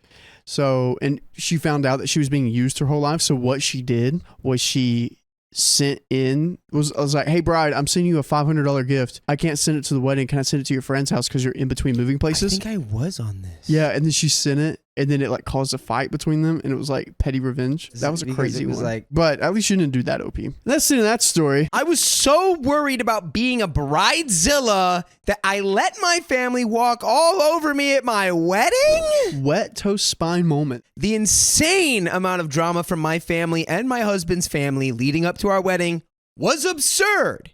When I look back on it, it was a lot. I was determined not to be a bridezilla through any of it, but I also think that I should have had a better backbone. No wet toast. That's right. By the way, this comes from user Lumpy Platform 7821 on the r/OK Storytime subreddit. So, there is a fine line between being a bridezilla and standing up for yourself. I was so set on not being a bee of a bride that I let some of the things I wanted get tossed aside. To start, my husband and I started dating in December of 2017, engaged July 2020, and married July 2022. We booked our venue 20 months in advance. We let our friends and family know about it 18 months in advance. We sent out the save the dates 8 months in advance. Invites 3 months before. We let everyone know because we were getting married on a Wednesday. It's July, so it's summertime, so no school, and it was the 4th of July week, so they could make it a 4th of July trip if they wanted. Ooh, that's a bad idea. I don't think it's a good idea to be like, hey, consolidate your holiday trip into our wedding trip. Also, we understood that not everyone could attend because it was a Wednesday, but that is why we gave everyone the big notice so they could make arrangements if they wanted to. Of course, everyone was like, why a Wednesday? It's more convenient for a Saturday. The venue was $3,000 for a Wednesday, $3,500 for everything, including the add-ons we wanted. To get married on a Saturday, the most basic package was $15,000. We went with a Wednesday and gave everyone a 1.5 year notice. Drama number 1. My cousin got engaged in the March before my wedding and then planned her wedding 3 weeks before mine. Okay, I kept that to myself. She knew when my wedding was, but whatever, I will be a good guest at her wedding and keep my thoughts to myself. Side note, she doesn't come to my wedding, and some of my family also don't come to mine because they couldn't attend both weddings and they picked hers because it was first. Okay, I know that it can be costly to attend weddings, and to attend them back to back is hard, and our weddings were in different states. Her wedding is in another state, so I traveled to her wedding. My cousin is Catholic, so the ceremony was about 45 minutes to an hour. During the ceremony, I was sitting next to my sister, who's 18, who was my maid of honor. Not by my choice, my mother made that choice for me. My sister is pitching a fit during the whole ceremony because it was so long, and she, in her words, didn't do religion. I told her to just calm down. No one's asking her to be religious. Just sit here for a wedding. She is rude and embarrassing during the whole ceremony. Side note, my sister and I do not get along. You don't say. And she's actually a very entitled and hateful person. You don't have to invite your sister. Don't invite people who are entitled and hate you. Yep. There's a chart. There's a beautiful wedding chart that you can go by. And one of the biggest things is, will this person make my day happier or not? And if it doesn't make it happier, don't invite them. Shout out to the wedding chart. Yep. Once the ceremony is actually over and we stand, she pushes me out of the aisle to beeline it to the exit. And when I say push, I mean if it had not been for the seats, I would have been on the ground. I think you and your sister need to do an Oklahoma drill. As we go outside for the wedding photos, my cousin is asking where my sister is and if I can go get her for the photos. I reluctantly walked back into the church to get my sister, and when I found her, I told her that they were asking for photos. She said she didn't care, and I told her that it's not her wedding, and if she didn't want to take photos, fine, but she needs to be polite. Right in the middle of a huge church with a big echo, she starts screaming at me, calling me a bee, and that I need to just leave her alone. And I mean a bunch of cussing. This is how I grew up with her because I was the older one. I was always expected to be nice to her, but she was always allowed to scream and call me names. So she feels like this is an acceptable way to treat people. Absolute parenting fail right there. Yep. Huge parenting L. This was horrifying and embarrassing, and I was in tears. I carpooled with my mother and sister all the way from home to this state, so my car's at my house. That's a 12-hour car ride. I told my mom I was getting an Uber to a car rental place, and I was getting a car and leaving. My mother then told me that I needed to suck it up, get over it, and ignore my sister. And if I left, then she wasn't going to pay for my wedding cake, which was her gift to us. I told her that it looked like I'm picking up a cut of the cake at a bakery because I'm not staying, and I left. I collected my things, went to Enterprise, and I left. Oof. I think your mom was low-key right about this. Really? I don't think you should have left your own wedding. No. Not at all, because you don't deserve that. The sister, I mean, clearly, like, it's not ideal, but, like, by leaving your wedding, your sister like got at your emotions, and instead of letting that moment uproot the whole rest of your wedding and the rest of that day, I think the right move would be to kind of just suck it up for the rest of the day as best as you can, and maybe put a rule on your sister instead of just leaving. So I collected my things, I went to Enterprise, and I left. My sister was fired from being maid of honor. She was not happy about this, and she's lucky she was still a bridesmaid. Drama number 2. At my bridal shower, since my husband and I had already owned a house and lived together for a few years, I didn't need any household appliances. A new trend is honeymoon funds. What I wanted was more of a bridal lunch with games, and if someone really wanted to get us something instead of a gift, they could donate to a honeymoon fund.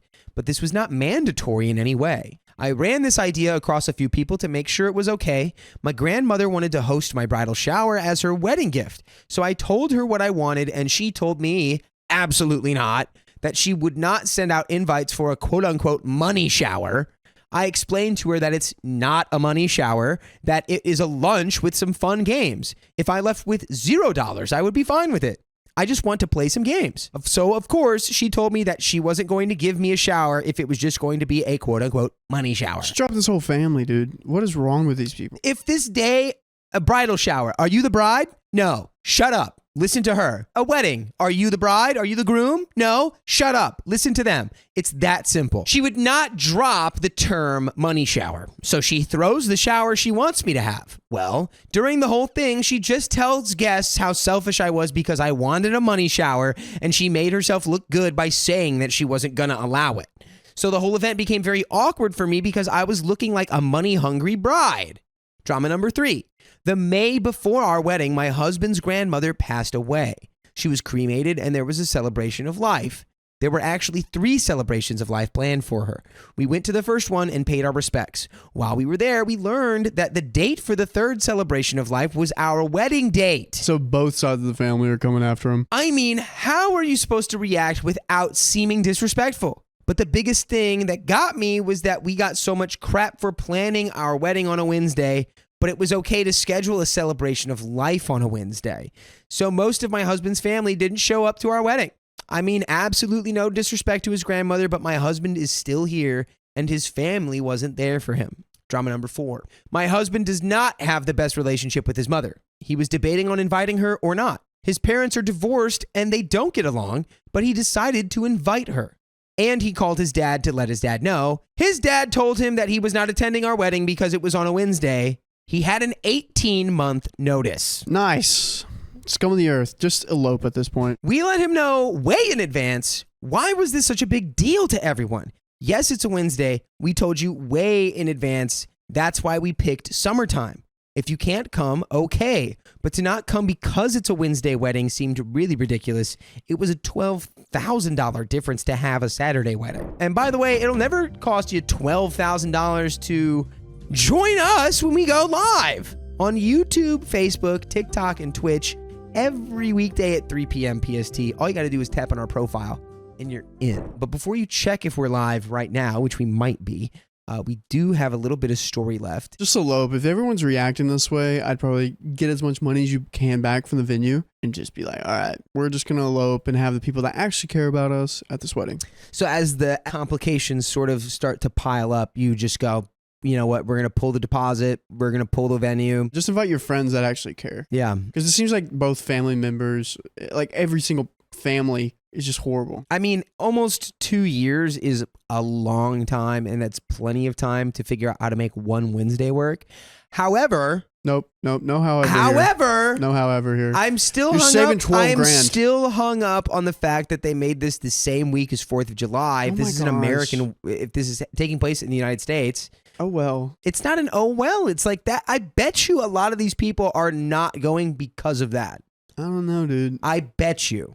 I would have done bet it. you. For a family member, I would have done it. At the end of the day, I married my husband, and that's all I wanted. But I don't understand why it's such a dramatic road. I do wish I had more of a backbone through these moments. I was so determined not to be a bridezilla that I let people walk all over me, and I didn't respect myself enough to stand up for myself. So don't go overboard, but at least be enough of a bridezilla to stick up for yourself and be respected. That's And kind of that is the end of that story. I like that a lot. I hate that your family did it, but you made it work out, OP.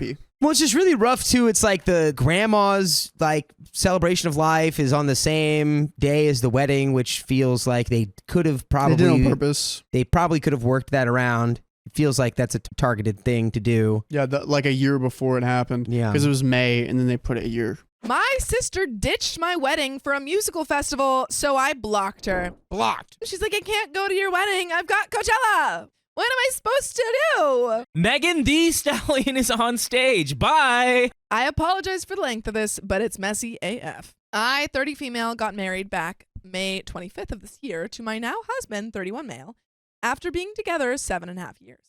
By the way, this comes from Beginning Smoke 216, and if you want to submit your stories, go to r/OKStorytime subreddit. I have an older sister, 37 female, who when I got engaged was over the moon excited and wanted to help plan everything with me. We live about 2 hours apart from one another, and she has significant social anxiety that prevents her from comfortably driving long distances and being in social situations. She frankly avoids them when she can. I tried to include her where I could, asking her opinion on things, sharing my ideas, and inspo pics. She was relatively unresponsive for a lot of it. She said she wanted to be involved in planning the shower, so I had my mom and bridal party include her in the chat. My bridal shower comes around, and she isn't there. My mom informs me that my youngest niece is sick, and my sister didn't want to share the cooties. I didn't receive a message from her until the next day explaining what happened. Pisses me off. It's an adequate excuse, but you need to give the excuse before the party. You know that you're sick before that, I would assume. Shoot a text, okay? Even before you become acutely sick, you can feel it coming on. If you're going to cancel on something, tell people in advance. She also didn't attend my batch, but I really wasn't expecting her to, as she does not drink and would definitely not drive the 2 hours to get there. In April, she sent me a message asking for me to remove her partner and his daughter from the guest list as they have broken up. I consoled her, told her I'm so sorry, and asked if she wanted to talk. She did not. I tried to respect her, but would often send her short messages wishing her well with no response back. Well, on the Sunday before my wedding, 6 days, she messages me and asks me if there's any way I could add them back onto the guest list because they would really like to attend. No, this is just nonsensical. This is too much for a wedding. I was shocked, but after my dad talked me down and agreed to pay for their plates if the caterer would let them, I told her I would try. I had to reprint my seating chart. I had to make them place cards and get additional favors. The caterer said no problem. We set off the money and I let her know that I was so excited everyone was able to come again. Well, it comes to the day of my wedding. I walk down the aisle. I say my vows, I go and sign my marriage license, and when I stand to the side, finally getting to look out at the group gathered for us, I see no sign of my sister, her partner, and 2 out of 3 of my nieces. She literally asked you to add her back in I'm upset, but I continued on with my day. I had to tell the photographer they weren't there for the photos in front of a large group of people, which was embarrassing, but I didn't let it ruin my day. I talked to my one niece, 15, that did come, thanks to my older brother picking her up. My sister didn't even get ready. She didn't buy a gift, a card, nothing. I didn't address it, but let it go. The next day, I sent her a message and told her how upset I was. We had it out. I understand her mental illness and respect that it was all too much for her, but would have at least appreciated an explanation. A text saying she wasn't able to make it anything. For the next month, she only sent me a message on my birthday, and that was it. No contact. She didn't comment on the pictures I shared at my wedding. She didn't say anything at the picture I texted her of my niece and I at the wedding. I finally had enough and called her out on it and attempted to bury the hatchet.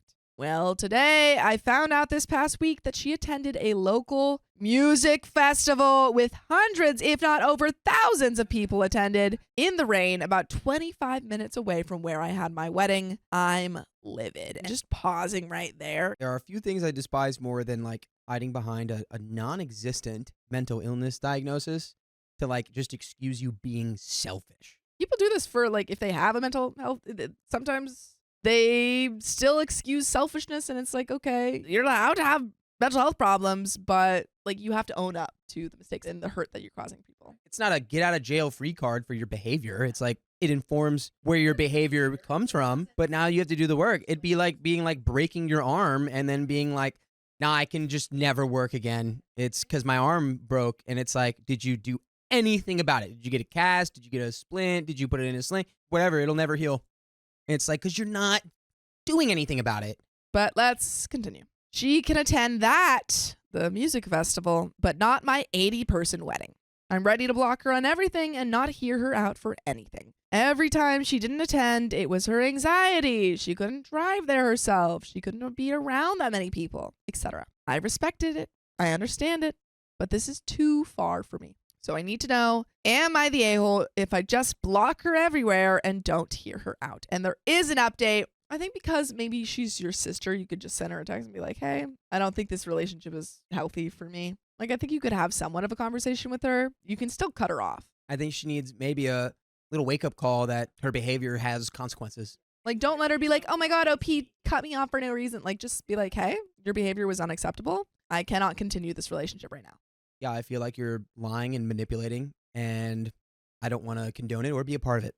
So just tell me, hey, if you don't want to go to my wedding, just tell me, all right? Or if you have something else you'd rather do instead, just say that. Don't waste anybody's time. But there is an update. So thank you for everyone for commenting. I have some backstory and an update. My sister is actually my stepsister. Our parents started dating when I was 9 and she was 16. She hated me and my mom. She was rude all of the time, but as she grew up and we got to know each other better, we became closer. She wasn't always this anxious, but has been through some trauma that really amped up the anxiety. I've always been supportive of her and been up all through the night texting or talking to her mid-anxiety attack. She had my oldest nieces and moved in with my mom and stepdad and I. I helped her take care of my baby niece at the age of 15 after school. When she moved out shortly after, I went on a trip with my parents, and she said they deliberately planned it for after she moved out. When I went to college, she said the only reason I could do it was because they helped me. This was not true at all. Sure, they helped me with a couple textbooks and paid my $200 parking pass for the year, but that was it. When I bought my first house completely independently at 22, she said I must have had them co-sign because there's no way. All through this, they helped her move many, many times. They would buy my niece all her back-to-school supplies and her snowsuits. They would spoil her, and then as my sister had another relationship with her new partner, his daughter as well, and then when she had my third niece, they continued to spoil all of them. I'm not a jealous person, so this has never bothered me. They are their grandparents and help out whenever they can. It just bothered me that she's never accounted for how hard I worked and always assumed someone helped me with it. I didn't explain this because I've moved past it and will do anything and everything I can for my nieces. I've taken them on sleepovers and spent hundreds of dollars on birthdays and Christmas. I would say we got closer, but she really only reaches out to me when she was wanting emotional support. Happy to oblige. Or for the girls. Also, the partner she was bringing to my wedding, been together 10 years, he's cheating on her and she's cheating on him. They're perfect for each other. Were they about to break up? What happened there? He probably has a excuse for that too. Like, oh, I have depression. And he's like, I actually have to cheat on you. My doctor told me to do it.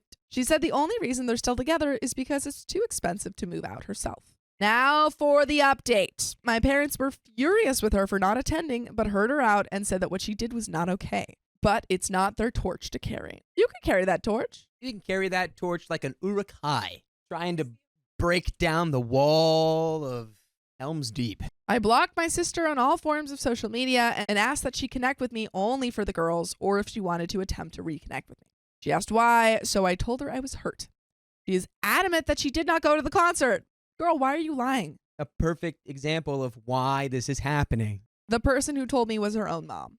Girl, you've been caught. Her mother then started harassing me and my mom, saying that it wasn't true. I'm not sure what to believe at this point, but I told her I need a break to think about this. Her response, fine, do what you want, but do not talk to my daughter, my 15-year-old niece. I will text her every now and then. Well, this is incredibly upsetting to me. I'm trying to recognize that I have set boundaries and she's setting her own. I don't like them, but I don't imagine she liked mine. By the way, I like when you guys listen to more episodes with stories like this. Just go to OK Storytime on Apple Podcasts, Spotify, or your favorite podcast app. And there is a little bit left to the story. Yeah, I would say like talking to her was a good idea because you still want to have a relationship with your nieces, but it does seem right now with her youngest niece, she kind of has a say on. Low-key, she's old enough to decide what relationship she wants to have with her family members. Yeah, in like 3 years, she'll probably come back to you and be like, yeah, my mom's crazy. Yeah, I think you've done the right thing here. You didn't make any decisions that I think would make everything go nuclear or like make things worse. You basically just put it straight out there. You're like, these are my boundaries. This is why I'm putting them up. This is what I would like to see. And you left the door open. You were like, and if you do want to reconnect, you can contact me. But don't contact me for anything else. We're done. But there is a little bit more to this story, so let's get into it. Maybe I just shouldn't have messaged her at all, but I didn't want to text at 2 a.m. saying she was having a panic attack and wanted to talk. Why should I continue to support her emotionally when she doesn't care about me? I didn't want to go absolutely no contact because I love my nieces and I value my relationship with them, but it seems that isn't an option. I'm okay being an a-hole. It's no skin off my back. I just don't want to lose my relationship with the girls. And that is the end of that story. Perfect. Thinking of the children. My mother-in-law wore white at my wedding, so I humiliated her with pettiness. Never wear white. Never wear white. This happened a few years ago, but it's still brought up in family gatherings, so I'm wondering if I was wrong. Strap in because it's a bit long, but I want to provide all the context. By the way, this comes from Conscious Cup 4726 on the r/OK Storytime subreddit. So my husband, 35 male now and 28 male before, and I, 32 female now and 25 female before, have been together for almost a decade now, but my relationship with his mom has always been rocky. From the start, my mother-in-law, let's call her Linda, made it clear that she didn't think I was good enough for her son. She would make snide comments about my career. Oh, you're just a teacher? Just a teacher? A teacher is a very respectable job. And my looks? Your hair is unique. And even my cooking, despite her barely being able to boil water. I've gotten comments like that before, where it's like, you dyed your hair. Instead of like, oh, your hair looks so nice. It's like, my husband always supported me, but he also didn't like confrontation, so he often tried to smooth things over without fully addressing her behavior. When we got engaged, Linda's antics went into overdrive.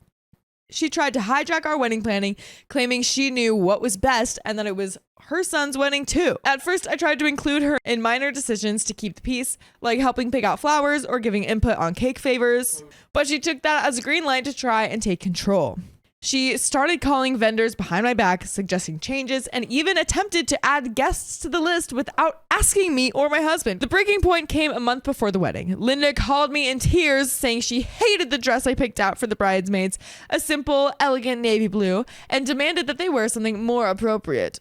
This is the picture for reference. I took this picture from Pinterest and hired someone to make the dress, and thankfully my bridesmaid loved it. I even told them that they could add any extra fabric or change how it looks to their liking, just keep it the same color. When I calmly explained that the decision had already been made and that the bridesmaids all loved their dresses, mother-in-law snapped, saying, well, if you won't listen to me, maybe I won't even bother coming. I told her that that was her choice and hung up. Fast forward to the wedding day. I was nervous but excited, trying to focus on the joy of marrying the love of my life. As I was getting ready, my maid of honor came rushing in to tell me that Linda had shown up in a long white gown. A white gown. She came in a white gown. Not off-white, not cream, straight up bridal white. I felt my blood boil, but I didn't want to cause a scene or let her ruin my day. So I took a deep breath and came up with a plan. I pulled my photographer aside and asked them to take extra pictures of Linda throughout the day. Group shots, candids, you name it. Anytime someone asked me about her dress, I'd smile sweetly and say, isn't it amazing how confident she feels in that outfit? That is Diabolical. That is so funny. Oh, I'm just so glad you just feel so confident. Dude, that's like a Mean Girls response. But like slay. Not everyone would have the guts to wear something so bold to a wedding. I hate it when people are like passive aggressive in real life, like people that I know. Yeah. But hearing stories about it is like, oh my God.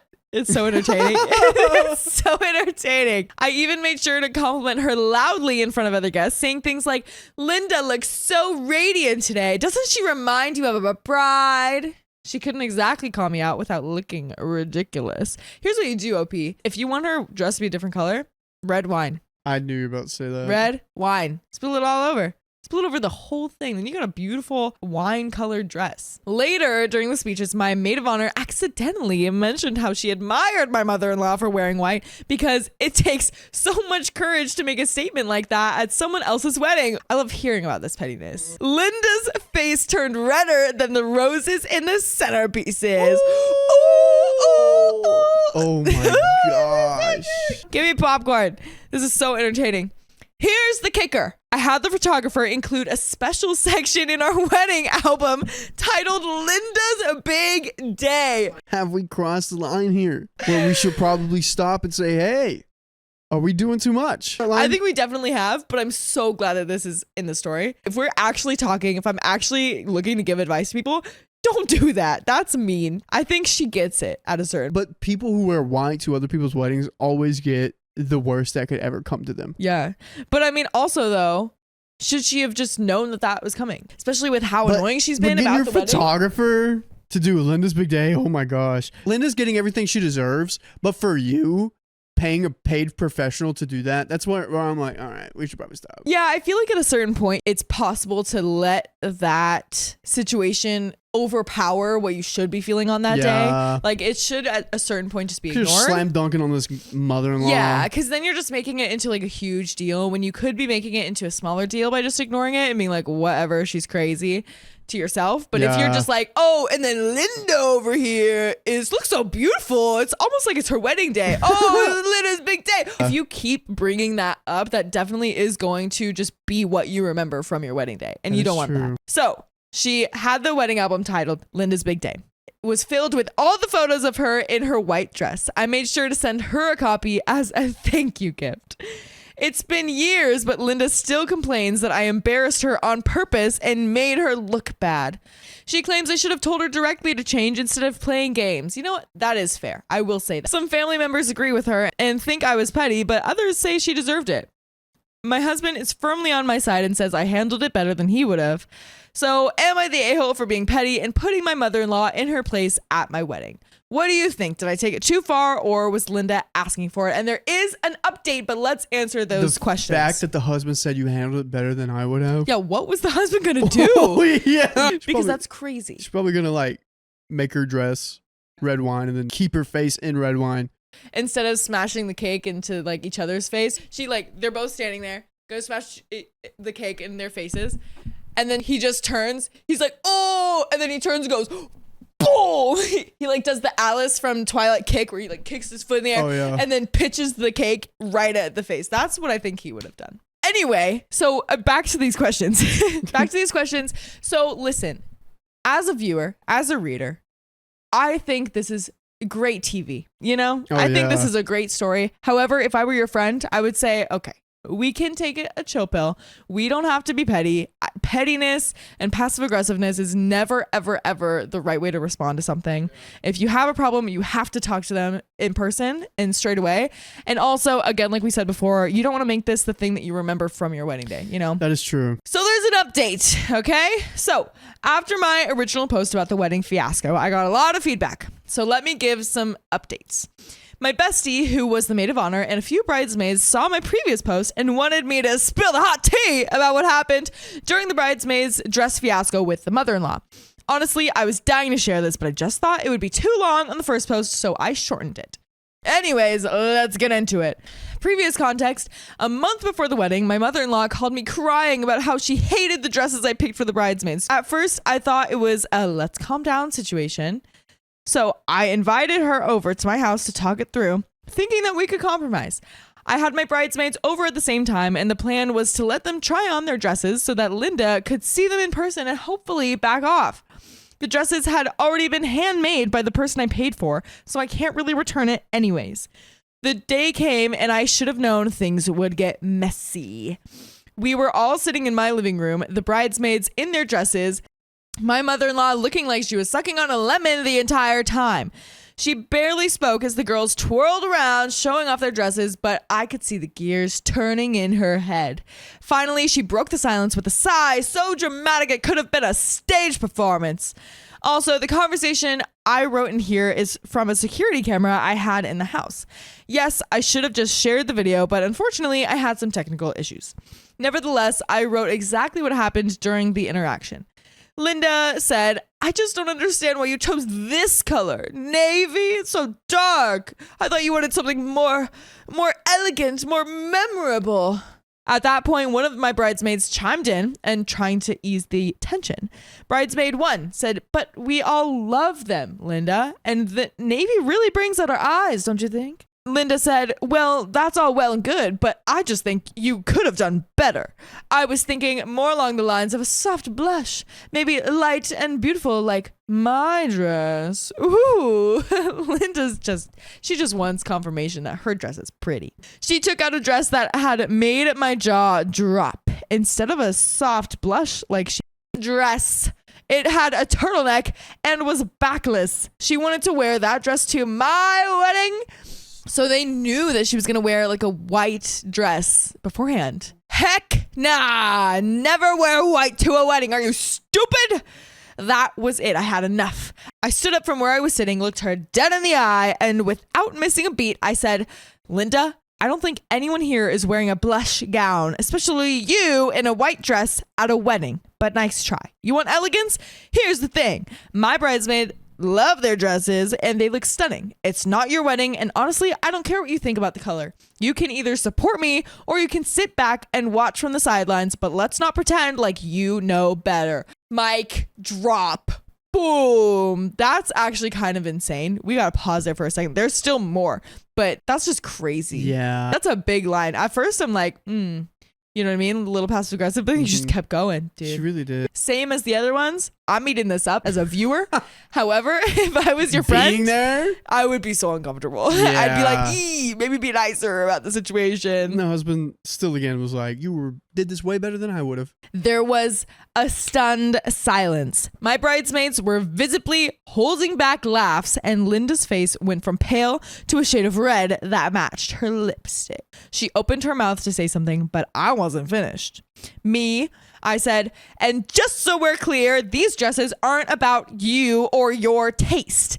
They're about the girls who are supporting me on the most important day of my life. If you think that you can stroll in and tell me how to run my wedding, you are gravely mistaken.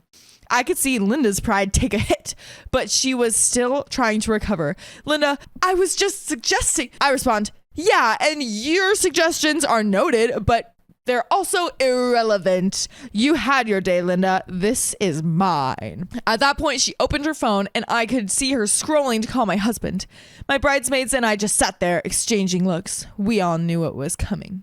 Dun dun dun. A few minutes later, my husband, who had been quietly listening from the phone call, I actually had with him. He heard everything through the phone, and it was clear that he wasn't happy. He picked up the call where Linda was trying to call him on the phone. The husband said, "Mom, I heard everything. I really think you need to sit this one out." There's no holding back on her. She's not gonna let you go. You just gotta take it and run and run away. He continued and said, "You've already made enough noise about the wedding. We're happy and we've made our decisions. If you can't respect that, I don't think we need to continue this conversation." Linda, but the husband, "No, I'm not hearing it. I'm done. If you want to keep causing drama, do it on your own time. I'm done listening to you."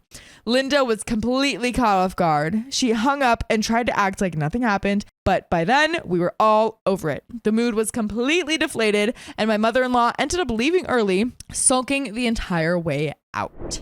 But you can never make enough noise about joining us live on where, Riley? YouTube, Facebook, TikTok, and Twitch. And what do they have to do to join us? Click our profile around 3 p.m. PST. Yeah, every weekday, right? That's right. That's right. We're probably even live right now. Give it a shot Yeah. after we finish the story, because there is more. Okay. But let's talk about that little conversation really quick, because that was, She's going after her for the throat. yeah, it was honestly a moment of pure victory for me, though I have to admit it, the pettiness felt pretty great. Afterward, my husband apologized for not handling things sooner, but I reassured him that it wasn't his fault. He always has been supportive, but I need to take control of that situation. So after everything that happened, I still stand by what I did. But now that I've given you the full story, do you think I went too far with my response? Or was I right to shut her down and make my point? That's the end of the story, first of all. And I think final thoughts is kind of saying that we've been saying before, like, listen, it is a little petty. Mother of the bride tried to seduce the groom on their wedding day. That seems a little backwards, right?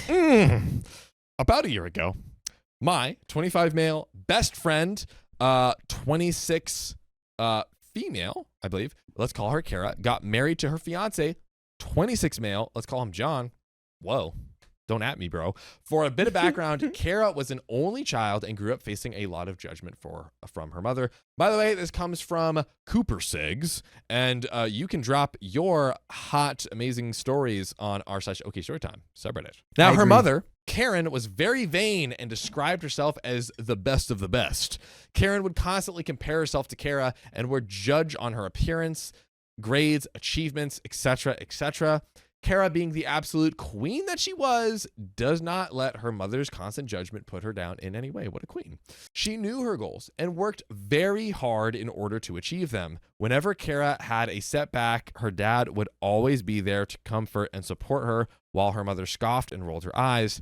This behavior led to Kara slowly distancing herself from her mother over the years so that she wouldn't have to be bombarded with her mother's judgment. When we graduated and went to college, they rarely spoke unless it was during the holidays. Fast forward a couple of years and the pandemic hit. With social distancing regulations, my friends couldn't have been happier. Eventually, after restrictions loosened, Kara and a few others went to a nice restaurant to chat and catch up. As dinner ended, the waiter informed us that the bill had been covered by someone else. Oh. Who could it be? A little mystery is afoot here. Mystery. We were all shocked and confused as to who paid our bill. Turns out it was my friend's coworker, John, who was there with his friends that night, and he had noticed her. Dude, that's... I actually have an OK story time, and Riley's literally going to spank me. When he hears Oh, it yeah? After the story. You're going to be like, what? Turns out it was my friend's coworker, John, who was there that night with his friends, and he had noticed her. She had collaborated with him on a project for the company that worked at and got to know him quite a bit. We all thanked John for his kind gesture. You're freaking welcome.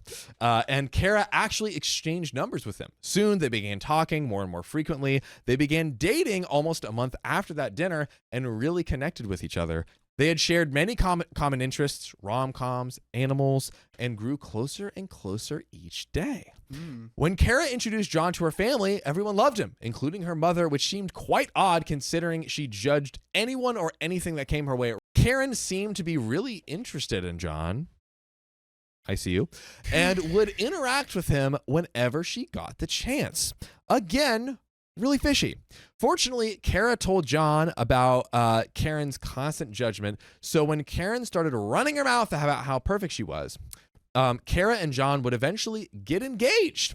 And when she broke the news to her mother again, surprisingly, she was thrilled. My friend invited me to be the man of honor, to which I gladly accepted. Throughout the wedding planning, Karen was very critical of Kara for the wedding, as if it was her own wedding. To Karen, it was either the color scheme was too tacky or the seating chart was all messed up. Even the roles in the wedding were all wrong. And how has nobody been like, oh my God, Karen, was this your wedding? Is this your wedding, Karen? No. Can I speak to the manager of this wedding? Whose wedding is it though, Karen? Oh, it's my daughter's. Oh, so it's not yours? Is my daughter the manager? Opie says nothing ever seemed up to evil mother-in-law Karen standards. Even when Kara was trying on wedding dresses, her mom had something to say about each one. Kara at this point was barely tolerating Karen and was just so fed up.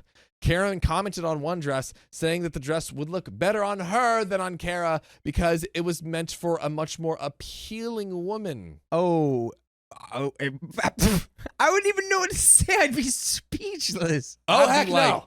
We're not doing this. I was fed up with her at that point that I asked her if anything appealing would ever come out of her mouth because me and everyone else were done listening to her bullcrap. Yeah, Thank you. Fine. There I we was go. about to be like, where is the person who goes, what? Get out of here. Yep. Thinking that you can say that. Finally, after she received many bad stares and side eyes from the wedding party, even the people at the dress shop were side-eyeing Karen. My friend found a dress that looked absolutely amazing on her. Right then and there, she knew that was the one. Karen protested, complaining about the dress, to which Kara just told her to shut up. Beautiful.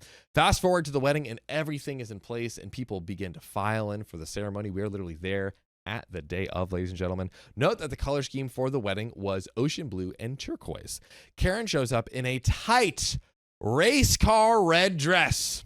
Of course not. How are you going to wear a red dress to someone's hello? Do you know what a red dress does? About 15 minutes before the ceremony, people are wondering where the groom is. When all of a sudden, someone very loudly yells for Kara's in-laws. Kara's dad rush over to where the noise is coming from. It was from behind a locked door. We unlocked it to see Karen topless, trying to kiss John. Oh, no. Did you tell her you have a In girlfriend? this scenario, this is my brother, Mhm. John. I got a wife fry. Yeah, no, this John, I got a wife fry. He called for help because Karen was chasing him around trying to seduce him. I was shocked and gagged. The in-laws were disgusted. And Kara's father was furious. Karen rushed to get reclothed while Kara's father was screaming at her, asking what in the heck happened. I helped John back into the ceremony, and the in-laws called for security to have Karen removed. Well, long story short, she was removed while Kara's father was yelling at Karen, calling her a cheater and saying that they were getting divorced. The ceremony had finally begun. The groom had a smile on his face and Kara's father had calmed down. The ceremony went well and the reception was a blast. We partied, we ate, and we had the time of our lives. After the wedding, John and Kara's father explained to Kara what had happened before the ceremony. By the time they were telling her this, Karen had already moved in with a relative of hers. Whoa. The venue had sent the father the security camera footage of poor John being chased around by the topless banshee. Kara was livid. John, you've been dancing a lot. I'm going to give you a live demonstration and you're going to see it too. Show me those hips. Oh, damn. That is a good move. But you know what is also an amazing move? What is that, Sam? Becoming an OK Storytime member. Yeah, that's freaking right. We have 60 plus hours of exclusive live streams on Monday, Wednesdays, and Fridays. It's only $5 a month, so go to the link in our description, youtube.com/OKOP show/join. Well, let's get back to the story. Called her mom and screamed at her for the constant judgment over the course of her life, calling her shameless and cruel. After that, Kara's father filed for divorce. He kept the house while Karen kept a few personal items. That's what we love to see. Even with Karen's protests, there wasn't really much that she could get due to the security cam footage. Ever since then, Kara cut off her mother, and her and John have lived happily in wedded bliss. They've invited me and a few other people to celebrate the happiness and the downfall of a witch. I mean, I'm feeling good. I mean, I feel like getting the closure afterwards is like, you know, what you I at this point, you know, this person's like it's so cartoonishly like evil what she was trying to do to her own daughter that it's like clearly you don't, you know, you're justified in cutting this person out of your life, and you know, I'm sorry you had to reckon with that. Edits. I just wanted to add that when John and Kara's dad told her that Karen did it, it was also after their honeymoon, a week after the wedding. I have an update on my friend Kara, whose mother, Karen, tried to seduce her husband, John, at their wedding. I've gotten permission from Kara and John to share this, so sit back and grab your snacks. To recap, my friend Kara got married a bit over a year ago to her husband, John. Kara has been no contact with her mother, Karen, due to the stunt she pulled at their wedding until a week ago. Kara got a message on Facebook from her mother. Her mother created a new account and said that she wanted to talk. And at first, Kara ignored the message, but curiosity got the better of her. She asked John what she should do. He said that she could do whatever she liked as long as he did not have to go near Karen. Kara also asked her father what she should do since he has also been no contact with Karen as well. Remember, they divorced. He said that if she were to meet up with Karen, she should be cautious and be prepared for anything. After that, Kara responded to her mother, agreeing to meet at a cafe nearby. Since Kara didn't want to go alone, she asked me to accompany her. When we arrived at the cafe, Karen was delighted to see her. When she saw me with Kara, she got all teary, saying how lonely she had been and how she missed Kara. I smelled something fishy, but I kept my mouth shut for the time being. As we sat down, Karen began asking Kara how she had been and other casual questions. Then came the part I was expecting. Karen had asked if she could have dinner with her and John. What are you freaking doing, Karen? What is wrong with you? She's trying to get a party of 3. She said she wanted to clear the misunderstanding that happened at the wedding and that she wanted to reconnect with John. What kind of connection are we talking about? I almost spat out my drink. Kara said that under no circumstances would she be seeing or talking to John, since he especially didn't want anything to do with Karen. Karen complained that it was unfair and that what she did was a moment of weakness and that Kara should just get over it at this point. Just get over it. Fuming, and I asked Karen if she was crazy. Karen said that I should just mind my own business and to keep quiet. I snapped, saying that she should be grateful that Kara at least met her, considering the fact that she has been downright cruel to Kara. Karen sobbed again, asking Kara if she was going to let this be like me speak to her like that way. Kara said she agreed with me. That's right, frickin' mama. You take them frickin' apples. Mom, how do you like them? Did you forget that we caught you topless with my husband at my wedding? Did you forget? Are you stupid? Are you frickin' stupid? Because you're sure acting like it. Kara said she agreed with me and that the meeting was over and to stay out of her life. As we left, Karen started screaming at me and Kara calling us every name in the book, saying that she'll see John one way or another. When we got to Kara's car, she broke down, saying that she really thought her mother changed. So I said that Karen didn't deserve to have a daughter like her because she was kind and a sweet person who treated people with respect. And Kara dropped me off at my place, and I thought this would be the end of things. Not even a day later, Karen was banging on Kara's door, screaming for Kara to get over herself and forgive her, forgive me. She was going on and on and on about how she couldn't hide John forever. Hey, Karen, I think your technique needs some work there. When you want people to forgive you, you don't go bang, bang, bang. Open up, you crazy. You're crazy. If you don't forgive me, you're crazy. So she was going on about how she couldn't hide John forever. Gross, right? Funny thing is Kara's dad, let's call him Bruce, was over that day, along with me and our friend, let's call her Leah. When Bruce opened the door, Karen was flustered. She told Bruce to move out of the way, and she was coming in. He blocked the entrance while Kara, John, me, and Leah were in the kitchen. Bruce then continued to rip Karen a new one, saying that her giant ego had driven her insane in the membrane and that he was glad that they had gotten divorced. Heck yeah, dude. Cue the tears. Karen was crying and saying that she wanted her daughter back.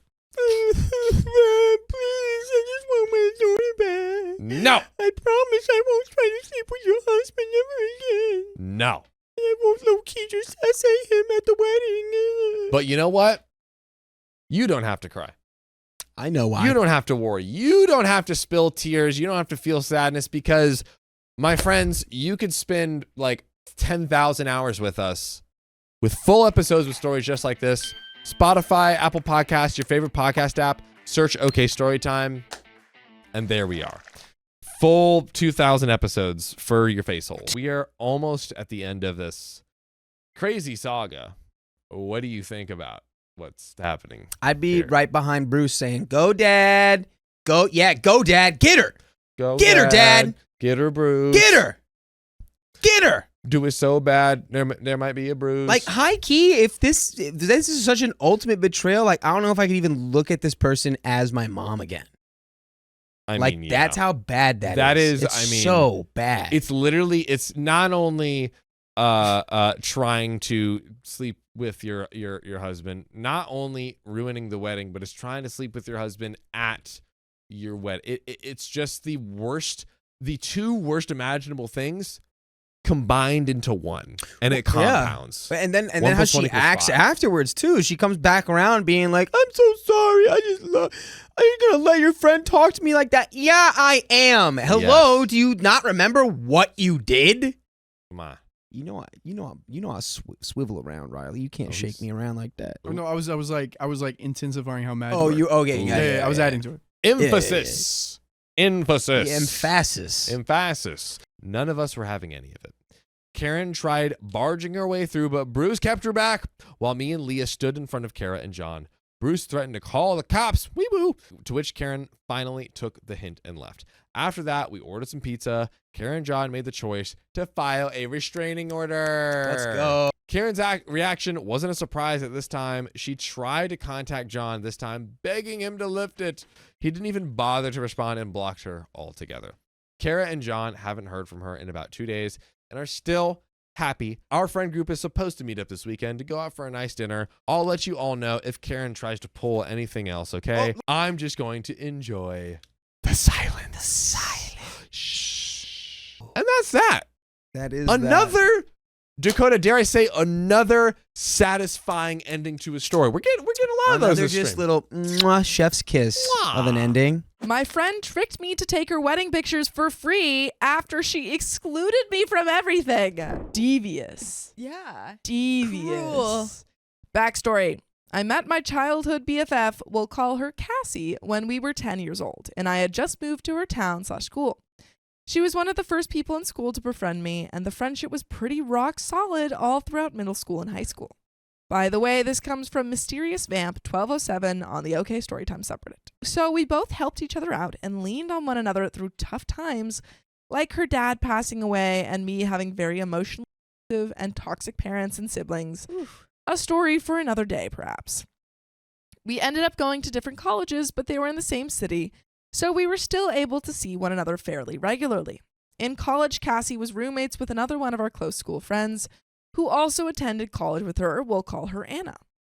There were times when I would meet up with Anna without Cassie because she was busy or something, and Anna informed me many times how Cassie was changing and wasn't the friend that we both loved and remembered her being. It seems Cassie had met a new friend in college who we'll call Karen, because why the heck not? According to Anna, Karen was one of the biggest B words she had ever met in her life, and she was rubbing off on Cassie big time. Because of Karen's influence, Cassie began constantly judging Anna for everything she did, being extremely rude and downright mean. It became unbearable for Anna to be in the dorm with Cassie if Karen was there. The biggest example that I can remember was Cassie telling Anna what she could and could not eat because Anna really needed to watch her weight. Ew. Shut up. Ew. Shut up. You suck. Anna was not and has never been overweight. Cassie's reasoning for the comment, well, we have all seen your mom, Anna. You better start getting on top of your weight now. Oh my God. When Anna told me Cassie said this, I was shocked. Never in 1,000 years would I have ever imagined Cassie saying something so horrible to our friend. When I confronted Cassie, her excuse was, well, I was just repeating what Karen said. Karen had never even met Anna's mom And even if she did, Cassie should have defended Anna rather than agreeing with Karen. That's There you go. that's a really stupid excuse. Like, oh, Yeah. well, someone else said it, so why did you say it? Yeah, so then why are you like agreeing? I scolded Cassie and she tried to double down, but eventually agreed to apologize to Anna, which Anna said she did. As college went on, however, Anna drifted from Cassie, who only got closer to Karen. After college, Anna moved back to her hometown, and admittedly, I lost touch with her, but I do enjoy seeing her happy family photos that she posts on Facebook. Cassie and I stayed in our college city after we graduated and remained friends, but since Karen's arrival in her life, it was honestly a struggle for me to keep close to Cassie. I had met Karen several times throughout the years, and she was exactly as horrible as Anna always described. But still, Cassie and I maintained that type of friendship where we were always there for each other no matter what. Birthdays, breakups, it's in the family, staying on each other's couches in between apartment moves, whatever. The wedding. When Cassie got engaged when we were 25, I was thrilled for her. Since we were 10, we had always talked about being each other's maid of honor. We'd even talked about it recently when things were getting serious with her fiancé, who we'll call Graham. To my surprise, when Cassie announced her bridal party, I wasn't in it at all. What? Karen was her maid of honor, and the only other bridesmaid is Cassie's soon-to-be stepdaughter, who is 10 to 11-ish. I was hurt, but didn't say anything because it's her wedding and she can have whoever she wants in her bridal party. Since I was in the midst of starting up my photography business at the time, I offered to do the photos for Cassie's wedding instead at a very discounted rate, only $200. Cassie says thank you, but that her uncle, who is a professional photographer, offered to do them for free. I say okay and move on, planning to just be a guest. Karen was the one who planned and hosted Cassie's engagement party and bridal shower, and surprise, surprise, she didn't invite me to either one. This is pretty crazy. Oh, that's so sad. Like someone you've known for years Yeah. who like you're still pretty close to. Mm-hmm. It wasn't until after the parties that Cassie texted me and asked where I had been. What? Girl, she's been not invited. That's what she's been. I was very confused both times as I didn't know a thing about these parties. She seemed disappointed that I wasn't there, yet wasn't ever angry with Karen for not inviting me. Boom. She's like, why the frick weren't you there? And Yeah. Opie's like, I wasn't invited. And she's like, well, that's no excuse. Yeah, exactly. She did insist to Karen, however, that she had invited me to the bachelorette party. I assured Cassie that I wouldn't miss it. Just tell me the day and time and I would be there. Surprise, surprise. I was excluded again. No. On the night of the bachelorette party, I was working, bartending, when Karen texted me saying the party was happening right now and that Cassie wanted me there. Girl, you gotta give her more warning than it's right now. Right. It was a busy Saturday night and I was scheduled to close. There was no way I could just up and leave, and Karen undoubtedly knew this as she knew that I was a bartender. I still reiterated this to her, and she called me a loser bee for bailing on Cassie when I promised to be there. What? Then tell her the date. Yeah. Just tell her the date. Give her a normal amount of time to figure out her schedule because it Yeah. doesn't revolve around you, Karen. Nope.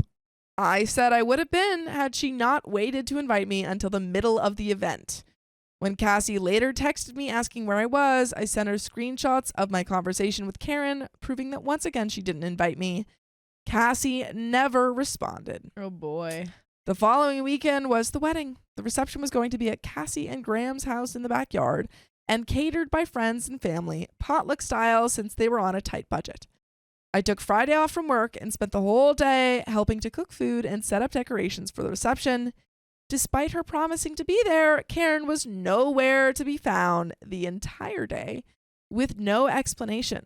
I even filled in for her during the rehearsal. Not gonna lie, I was really hoping that Cassie would drop Karen as maid of honor and tag me in.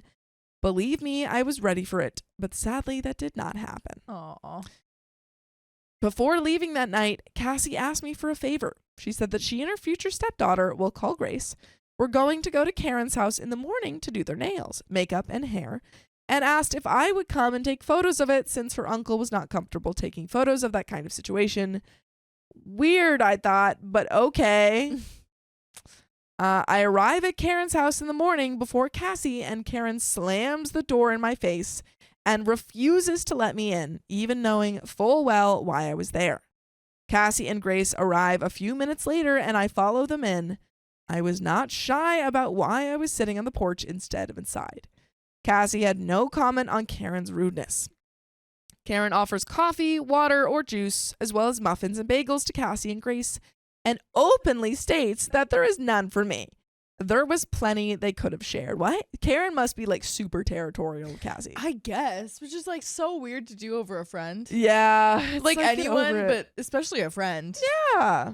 She's allowed to have more friends than you, Karen. Right. Especially a friend that she's had since she was like 10. Again, Cassie says nothing. Karen wouldn't even let me pull up a chair. I had to sit on the floor. Even Grace, who was like 11, commented on how Karen was rude and mean. Wow. Yet Cassie said nothing. Dang. I needed to leave at some point to go home and get ready for get myself ready for the wedding. But Cassie wanted me to stay and go right over with them to the church to get photos of her putting on her dress because, again, her uncle wasn't comfortable with that. I called my boyfriend and asked him to bring my dress, shoes, and makeup bag to the church, and I would just get ready there. At the church, Karen throws a fit when I try to get ready in the bridal suite, demanding that it's for the bridal party only, which you are not. I would leave. Yeah. I would leave. I'd be like, okay, I was trying to do a favor for you guys. Right. I'm gonna dip. Obviously, I'm not wanted here, Yeah. so peace out. And I end up having to change in a tiny bathroom stall because, again, Cassie will not stand up for me. About 10 minutes before the wedding starts, Cassie comes to me and informs me that her uncle, who lives 2 hours away, has forgotten his camera and begs me to do all the photos for her wedding. The uncle never knew that this was happening. Dude. I don't buy that the uncle was ever clued in about this. You're so right about Yeah. that. You're so right. Since there's no time for him to go home and get it, I asked the logical question, what kind of professional photographer forgets his camera for a wedding he's shooting? Yeah. Cassie ignores my question and continues to beg and plead. I tell her that I will, but for my originally offered price of $200. She tells me that she cannot afford that since she and Graham never budgeted for a photographer. Bummer. Aw. That sucks. So sorry. I guess you can't have photos. Yeah. She nearly started crying, so being the good friend that I am, I agreed to do the photos for free. Girl, no. Stop letting her push you down, walk all over you. This Yeah. is unacceptable. Here's the real kicker. After the ceremony, my boyfriend finds the uncle and learns that not once did Cassie ever ask him to do the photos for her wedding. Dang. He even said that he would never do a wedding for free, not even for family, Dang. and would have charged her like $1,000. Yeah. $200 is It's so cheap. cheap. Yeah, so cheap for a So wedding. cheap. I'm guessing she knew this. It seems that her intent all along was to con me into doing them for free.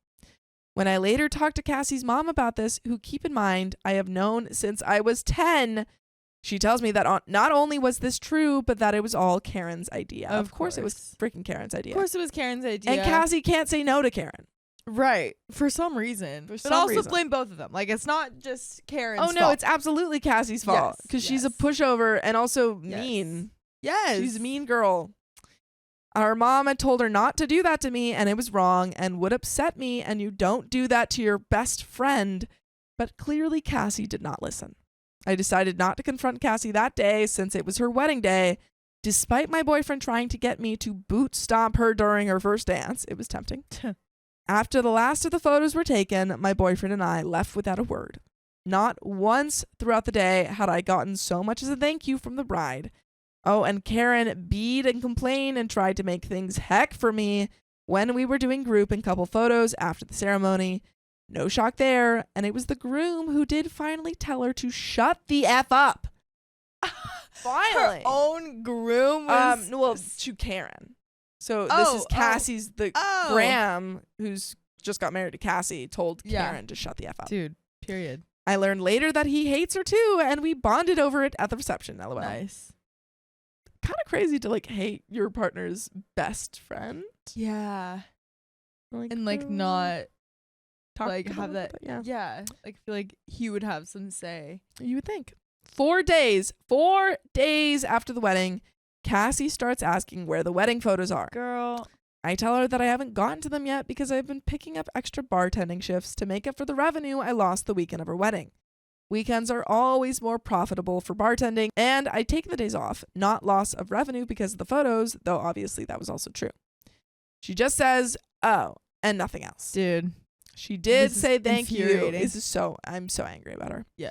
She did say thank you when I did finally give her the photos a couple of weeks later, which is like a totally normal time to get someone. Like, Yes. there's retouching to do and like the Yes. lighting, and there's all the editing and stuff Right. that goes into sending out photos that Yes. you've taken. I really hope that she just sent her like the originals. I think she should have. and all the blurry stuff is just like, here, like I Here you took the go. photos. Yeah. You can deal with the rest because you didn't. you can hire someone to fix them. Because that's like the biggest part that you like pay photographers Exactly, for it's is the all the like time post like after. editing stuff. Mhm. Yeah.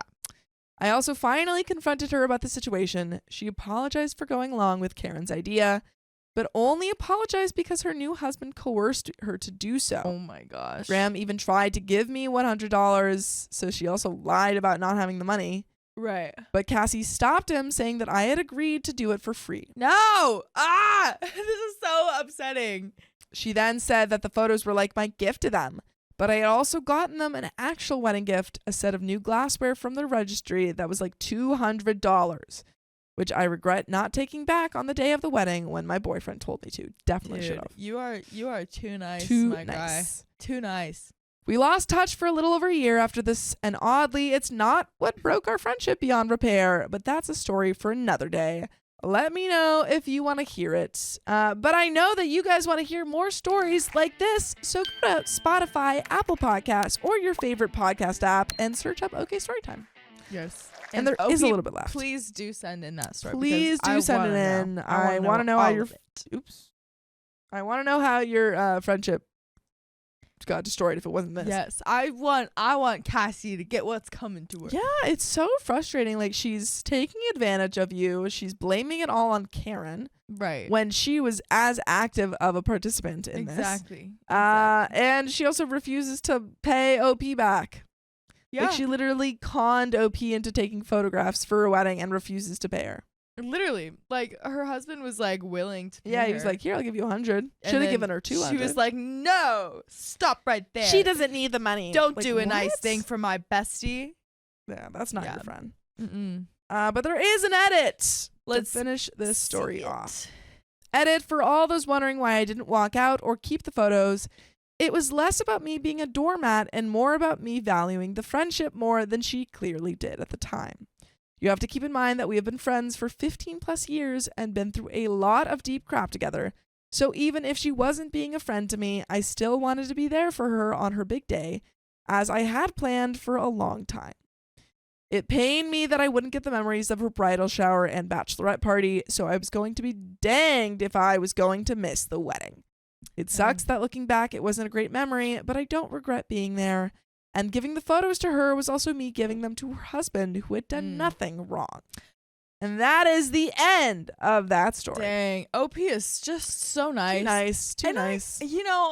That makes a lot of sense, Yeah. honestly, because like, obviously Cassie's not a good friend, and maybe this is the kind of last straw kind of thing, like last hurrah of being friends, of like, this is all the effort I have. Yeah. I'm gonna give it into your wedding, because like, that is a thing for herself, for OP, of like, I want to see you on your big day. Like, it's not just about me having fun on your big day. You know what I mean? It's like, I want to be there, to support just you. see it happen.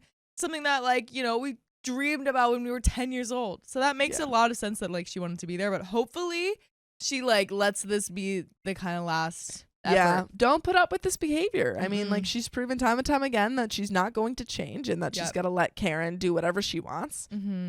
So until she can, figure that out, not be a child anymore, you don't have to be friends with her. And I mean, maybe it's the kind of thing where it's like, once you realize that like you're not getting anything out of this friendship and then you do leave, maybe she'll miss you. And then she'll realize like, oh my gosh, what am I doing? I love this person and they're gone now because of me. Yeah, and then you can say, too little, too late. Exactly. I stopped my boyfriend's proposal just in time. It was the wrong moment. Oh, there's never the wrong moment for matrimony. I, female 26, and my boyfriend, male 25, attended a mutual friend's wedding. That's the wrong moment. They're very close friends to us and brought my boyfriend and me together. My boyfriend and I are coming up on our 3-year anniversary and things are getting pretty serious. Enough so that I very much wanted to marry him. He's sweet, chatty, typically considerate, and empathetic. He's the person who I thought was the first to show me what a truly healthy and compassionate relationship was like.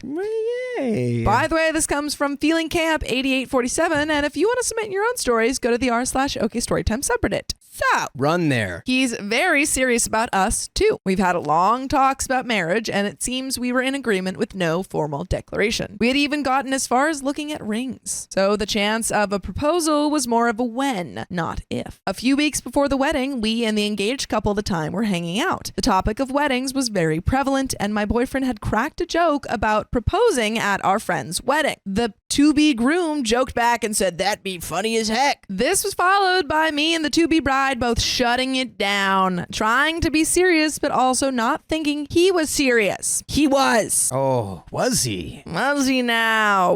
During the reception, everyone had made their speeches and people were getting their food. While our table was waiting, my boyfriend went up to the DJ, and after they played my boyfriend and my favorite song to scream sing in the car together, Story of My Life by One Direction. I look at him, smiling. Wait, you be the story of my life, except you can only do 10 seconds of it. That was I'm trying to do it. Okay, I was Trying like, to do what? it in not so it doesn't get copyrighted. How can they copyright that if there's no words? You're right. It's Okay, just okay. Muppet Actually, no, noises. that was perfect because I didn't even know you were. Yeah. Okay, I look at him, smiling, and he's looking around. All of a sudden, he grabs a fork, stands up, begins clanging on a glass. Immediately, the whole dining room looks over. I stand up and whisper the words, "Not right now." His face drops and he yells at me, "I'm sorry, I was just joking." After he sat back down, I verbatim said, "Let them have their moment. Let's make this our own." He wouldn't even look at me. When it was time to get our food, he immediately goes towards the exit. "Oh, don't be a baby. Don't be a little baby." well, you said want me to propose, so now I'm upset. I follow and tried to catch up to him, but couldn't find him. I texted him twice and called him a couple of times, but got no answer. So I went back to the reception. After not hearing from him for about an hour and a half, he returns, sits down, and doesn't even look at me. The rest of the night was terrible. He looked like his dog just passed away. And I'm trying to make the best out of the night, but felt like I was just in his shadow. I was prepping for a breakdown or maybe a fight in the car, but the only thing he said was, "I don't want to talk about it right now." And the drive was just quiet and awkward. He sent me a long text about how hard it was to get the ring, how he felt rejected by his closest person, and that I embarrassed him. I tried to explain that it's not that I didn't want to marry him. It was our best friend's wedding, and they deserve their moment. That we should create our own and not piggyback off theirs. He got offended and said that if I wanted to marry him, I wouldn't have stopped his proposal in front of everybody. Well, that's actually precisely why she stopped Yeah, you. Because she does want to marry. This situation perplexes me. I've never seen the appeal of proposing at someone else's wedding and tried to handle the situation in a way that I felt was calm and chill. But he's very adamant that I ruined the proposal, made him look like an a-hole, and thus I'm the a-hole. Am I missing something? Should I admit I was wrong and have just let his proposal go at our friend's wedding?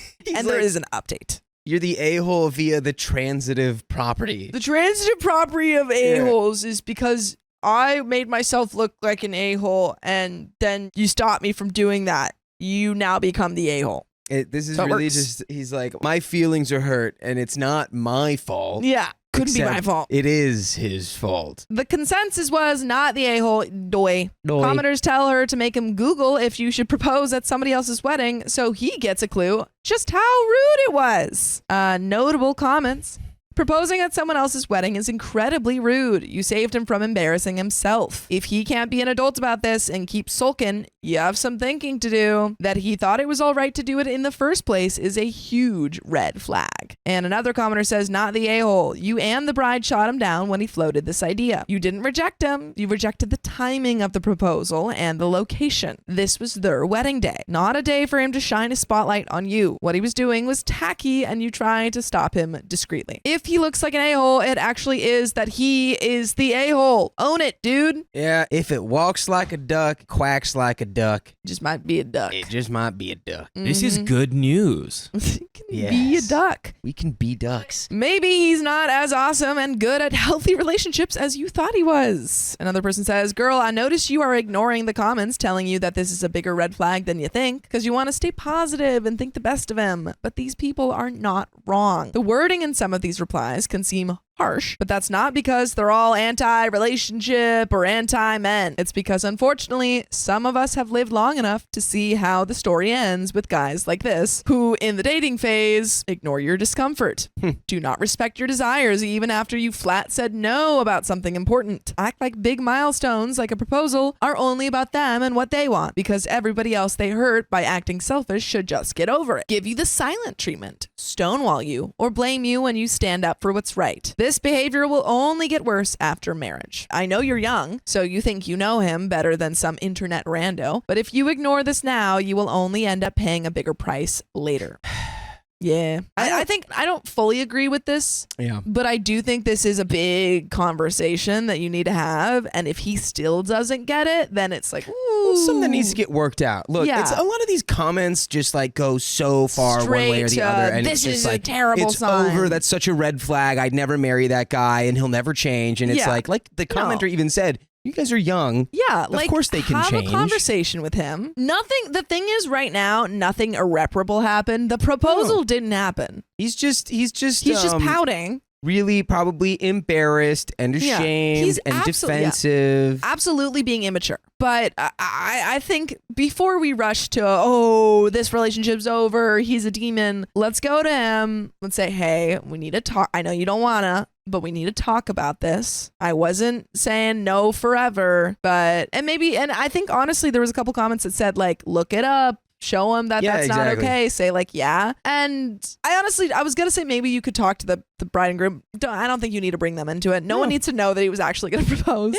Yeah, Just talk to him. Say like, hey, here's some information about this. It's really, really taboo or faux pas to, You know what? to propose at weddings. I haven't responded to them, yes. However, they aren't being taken lightly. I'm using this time to really evaluate what I want, seeing if I notice any patterns or behaviors that align with what people are saying. His reaction here is really telling of how he may react in the future, and it's something that is really bothering me. Since we've been together, we've had really communicative fights, but nothing ever this big. I mean, if you've had communication in the past, like try to communicate before we throw everything away. Right. I do want to give him time to process and see how this is approached, give him some time to settle. If he doesn't reach out in the next day, I'll reach out to him. Regardless of how he approaches, I do see that I'm not the a-hole here. That's the most important thing. I do expect an apology, and I do expect that he addresses what happened and not dodge. I was really hurt when he came back and ignored me for the rest of the time we were there. I wanted to dance. I wanted to have fun. He was caught up in his feelings over something no one seemed to care much over. Please, no, I'm not ignoring out of not seeing any bigger picture. I'm hurting and analyzing. This is almost 3 years I've committed where the only red flag to me was that he plays Yumi in League of Legends. Isn't the red flag that he plays League of Legends? Boom. Ooh. Boom. Also, Yumi. Ooh. Okay, my guy. I don't want to just toss our time and future in the trash over a very crappy timed mistake. Someone responds to this. I'm confused as to why you think he's empathetic, as you, the person he would be proposing to, told him you didn't want it to happen at your friend's wedding. Somehow he listened to that and decided, screw what she wants. No, their song came on. I think he put it on. That did it? Really? I think he planned Ooh, it. Oh no, goody. my interpretation was that he planned this. Oh, like he no. went to the DJ and said, "Hey, can you play this song?" Nah, this felt like an impulsive thing to me. I feel like it Nah. came on and then it was like oh. I have to do it right now. Nah, Okay, I ding, think he ding, planned ding. that. And then it's like, wait, no, don't do that. I think he asked the DJ. Somehow he listened to that and decided, screw what she wants. And now he's mad at you. Another commenter says, I will say this gently, but remember that the moment that would start your marriage, he went against your wishes. You made clear to him earlier, then gray rocked you after you stopped him, which if he would have initially listened to you, you wouldn't have had to do at your friend's wedding. Then when he finally speaks to you, he plays the victim and refuses to acknowledge how he made you feel and instead seeks for you to apologize to him. Take this message that the world is giving you before you tie yourself to him legally. And there is an update. But I have the same thoughts. I think you still need to talk to him and see how he responds then. After I got home from the wedding, my boyfriend and I texted back and forth. Why are we texting about this? Let's just have a talk. After he went to bed, I made my Reddit post because I absolutely felt like an a-hole. I was second guessing everything and thought the night would have gone better if I had just let him do his thing. After seeing the responses to my post, I am more solidified in that I made the right decision. Yes, the night was ruined, but I'd be more comfortable with my life moving forward. I gave my boyfriend and myself a day to think about this and come back with clearer heads. That was yesterday. I took a lot of people's advice and tried to reflect on if this behavior was a grand showing of any small reaction. Stonewalling isn't super new. In fights at the start of our relationship, he would get quiet and make a small showing of secluding himself. That's drama. I'd counter this by giving my boyfriend his space and telling him that moving forward to just say he didn't have the words to talk about it and we can reconvene when we're ready to talk. This worked for us. It gave him time to choose his words. We'd have a good discussion of what went wrong and how we could fix it moving forward. I didn't think that he was overtly trying to make me feel worse by the silent treatment back then. However, ignoring me for the rest of our time at the wedding hurt so much. Not even saying, I just need space right now, and rejecting to hold my hand by pulling away felt like he was pseudo-counter rejecting me. This was a first. I felt like he was trying to make me feel worse through his lack of communication. That's all I noticed. Well, yeah. That's what he was doing. Yeah. I mean, he left you. He left you for an hour and then was like, right. So he considered you rejecting or stopping the proposal as like a shot that you took at him. Yeah. So now he's taking shots back at you by like completely disengaging. Yeah. Like a little boy. He knows what will hurt you, and that's why he's doing this. That's all I noticed. I've had a partner be verbally harmful to me and another who wasn't willing to talk about things they did wrong, refusing to take any blame. My boyfriend hasn't done any of that. I'm not saying I recognize all patterns of abuse, but I'd say I'm versed in a few. There's also been no real history of me catering to him constantly as others were asking. If either person had strong feelings one way or another in different scenarios, we'd often be fine with that person getting their way. Otherwise, if both didn't care all that much, he loves to use a wheel spinning website to make decisions, and I think that's cute. We met earlier today. He came over and we sat in my living room. He broke down. He vehemently apologized and said he felt like an a-hole. Yay! He said he had been reflecting all of yesterday and talking to his dad about the situation. His dad got mad at him and talked him off his ego crash. His words, not mine. He had already sent a message to our friends now flying to their honeymoon in West Europe, apologizing for making their most important day about him and for not properly celebrating them. I asked why he neglected our conversation from months before. He said that the groom and their group of friends had egged him on in private since. Not to propose at the wedding, but to do it soon. Okay, that's important knowledge. And again, that's like he's proposing for outside of the relationship. Yeah, like it's not even. No. That's also frustrating. Secret proposal. He didn't originally plan on doing it at the wedding. He's had the ring with him for about a month, never had any real plan, and wanted it to just be spontaneous. He told me he got caught up in the atmosphere of the wedding, saw his best friend with this girl, and couldn't stop picturing us in the same scenario. His urge overran his common sense in his terms, and he made a choice he ultimately wishes he could take back. It very much spiraled from there. I noted that while his heart was in the right place, that doesn't excuse the crap storm he put me through after. I expressed to him that ignoring me really hurt me, that him saying my rejection to his proposal was the reason for his embarrassment and shutdown was unfair, especially since we had already established for him not to do that. He accepted this and continued to apologize, admitting it was very unfair of him and that he should have handled his emotions and embarrassment better, especially towards me. We had a lull in our conversation after he asked, where do we go from here? At this point, I didn't want to just return back to normal. A day where I expressed to him that I felt the prettiest in a long time, expected us to have enormous fun and watch our best friends have their moment to shine, turned into a day where I was crying in my room, reading Reddit comments about how I should break up with him. I genuinely thought I was the a-hole who should have just bit the bullet and accepted a proposal in a way that I and others thought wasn't okay. I told him that if we were to move forward, he needed to seek a therapist to help him manage his emotions. True. Not only from this, but other signs that he may have a panic disorder. My mom works for a mental health clinic and has offered resources before. I said that I needed time to rebuild my trust in him. He understood and is going to seek mental health resources through my mom's clinic. Until then, we'll be on a week or so break with an open channel of communication. He's going to find appropriate channels to better himself, and I'm going to take a mini vacation after the emotional roller coaster that was this weekend. We did talk about what each other's ideal proposal was. Good. Let's get that out in the open so that he has an idea, because the spontaneous is not for this man. Let's build a blueprint. Yeah. She's like, okay, so this is the day that I want. And also this is where I want it. And this is the time. I want it at coordinates. Yeah, I want it at these 72 coordinates. degrees north, 700 degrees west. You also have to wait until it's at least 83 degrees. And I want to be proposed to at the apex of a lunar eclipse. Something we should have talked about before the trigger was even pulled on it. I said that I didn't care for anything fancy. I just prefer it not to be public. He said that he wanted to make a grand showing of love to me and didn't care where or how. He asked if it was okay to have friends and family present or if that broke my public rule. I said that was fine and was happy with the communicative compromise. I also stated that I didn't want to be proposed to for a while so that we could let this situation rest and figure ourselves out from here. He accepted this. It is interesting he wants to make this grand showing of love to me. I mean, I understand that they've made this compromise, but I feel like if she says, hey, I want that to be an intimate moment, and he's like, I need everyone else there to see what I'm doing. It still feels a little bit. He's giving vibes like he wants to propose at a group outing to a go-kart track or something. She said yes. Yeah, he really wants it to be wants.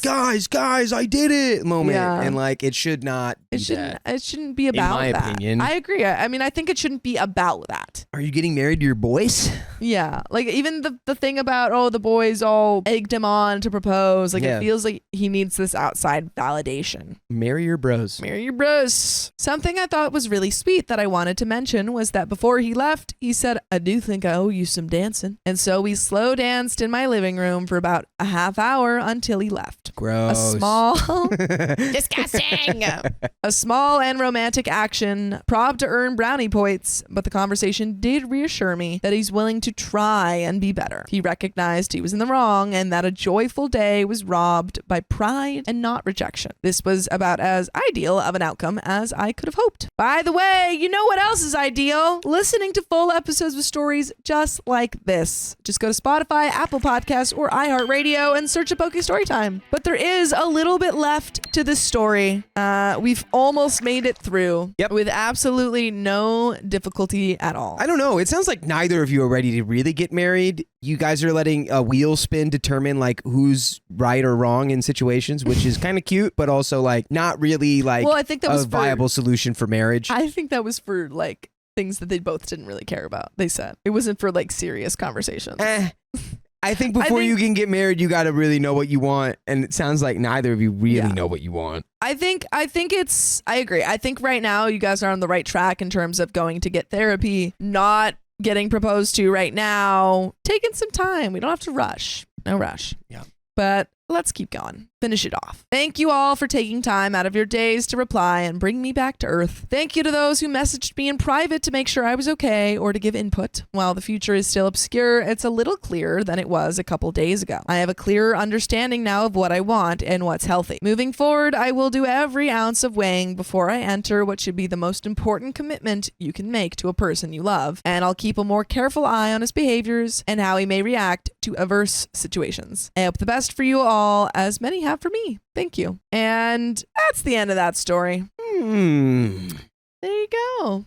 Indeed. My partner dislikes my eldest child, and it made me resent him. Well, I dislike him. Ooh. The child? I, 35 female, have 2 daughters, 15 and 11, from my previous marriage, and I've been seeing my partner, 32 male, for almost 3 years, living together for just over 1 year. He seemed to hit it off immediately with my kids, and we spent a lot of time together on family outings initially. He has no children of his own, and he seemed to take to being a father figure quite well. By the way, this comes from user deleted. And if you want to submit your own stories, go to the r/OK Storytime subreddit. So, because things started off so well, it took me a while to notice the cracks appearing in his facade.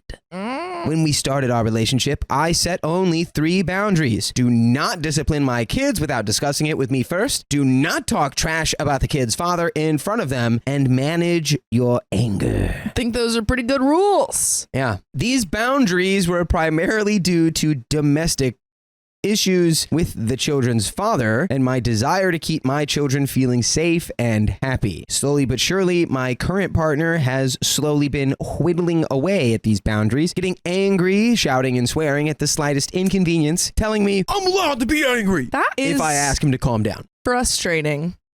You are allowed to be angry, but there are ways, especially around children, that you should not be expressing your anger in. And that is definitely not shouting or swearing at children or around children. We should not be doing that.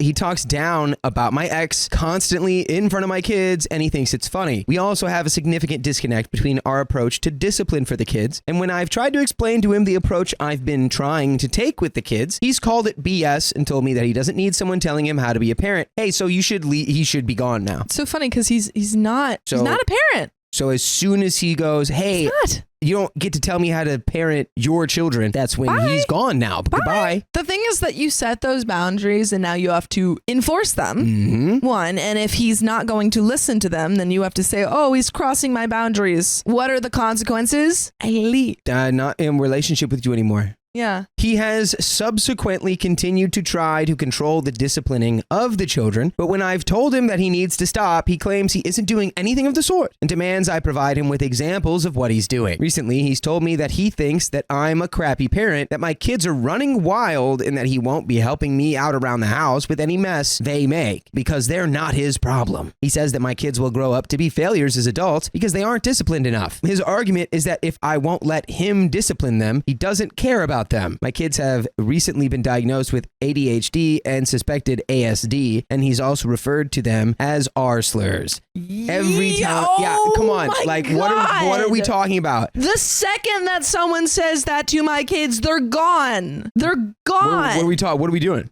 We need to... OP, come on. Guys, lesson here is we have to have respect for ourselves and respect for our kids and like respect for the boundaries that we set with people when they like... This is easy. He's not just crossing the boundary, he's like... He's hawking a fat loogie on it and then he's setting it on fire. Those boundaries. And then he's throwing it in the ocean with a dozen car batteries. Yeah, this is now on you, OP. You have set boundaries that are being crossed. It's your turn. Like the ball's in your court. You gotta protect your kids. Yeah, 100%. Every time I try to talk to him about their issues, he says I'm making up excuses, and I never accept that they're at fault for anything, even though he was with me through the diagnostic process for ADHD and agreed that both of my children experience issues. He's also specified that he doesn't have an issue with my youngest child, only the oldest. This is probably because my oldest has been standing up to my partner more and more in recent months, piping up whenever we are in an argument or just lashing out at him whenever he complains about something she's done. Yeah, I bet you she's lashing out at him because I bet you he talks to you the same way he's talking about these kids. Yeah, I'm sorry. If your children have to defend themselves to your partner, then you are failing as a parent. You are not protecting them. You brought this person into their lives. You have to make sure that they are going to be a good influence and a good person. Because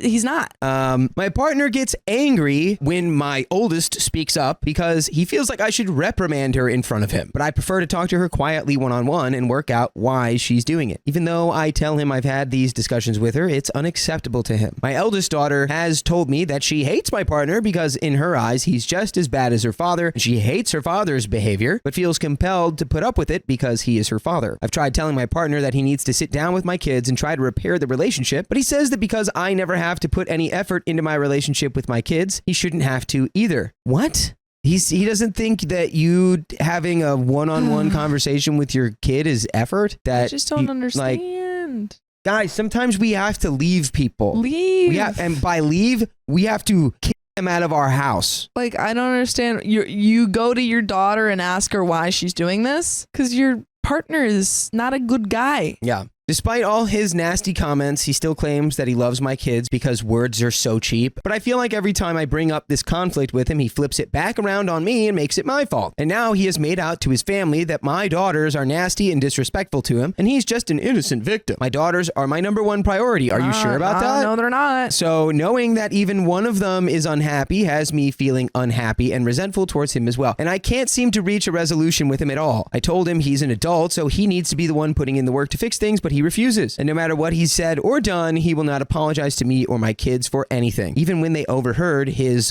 slur comment, he downplayed it, said he wasn't talking loudly enough for them to hear it. Is there another way that I could approach this situation? He claims he would happily go to counseling, but he's made no effort to organize any, and later told me he can't wait for the counselor to tell me how wrong I am about everything. Oh boy.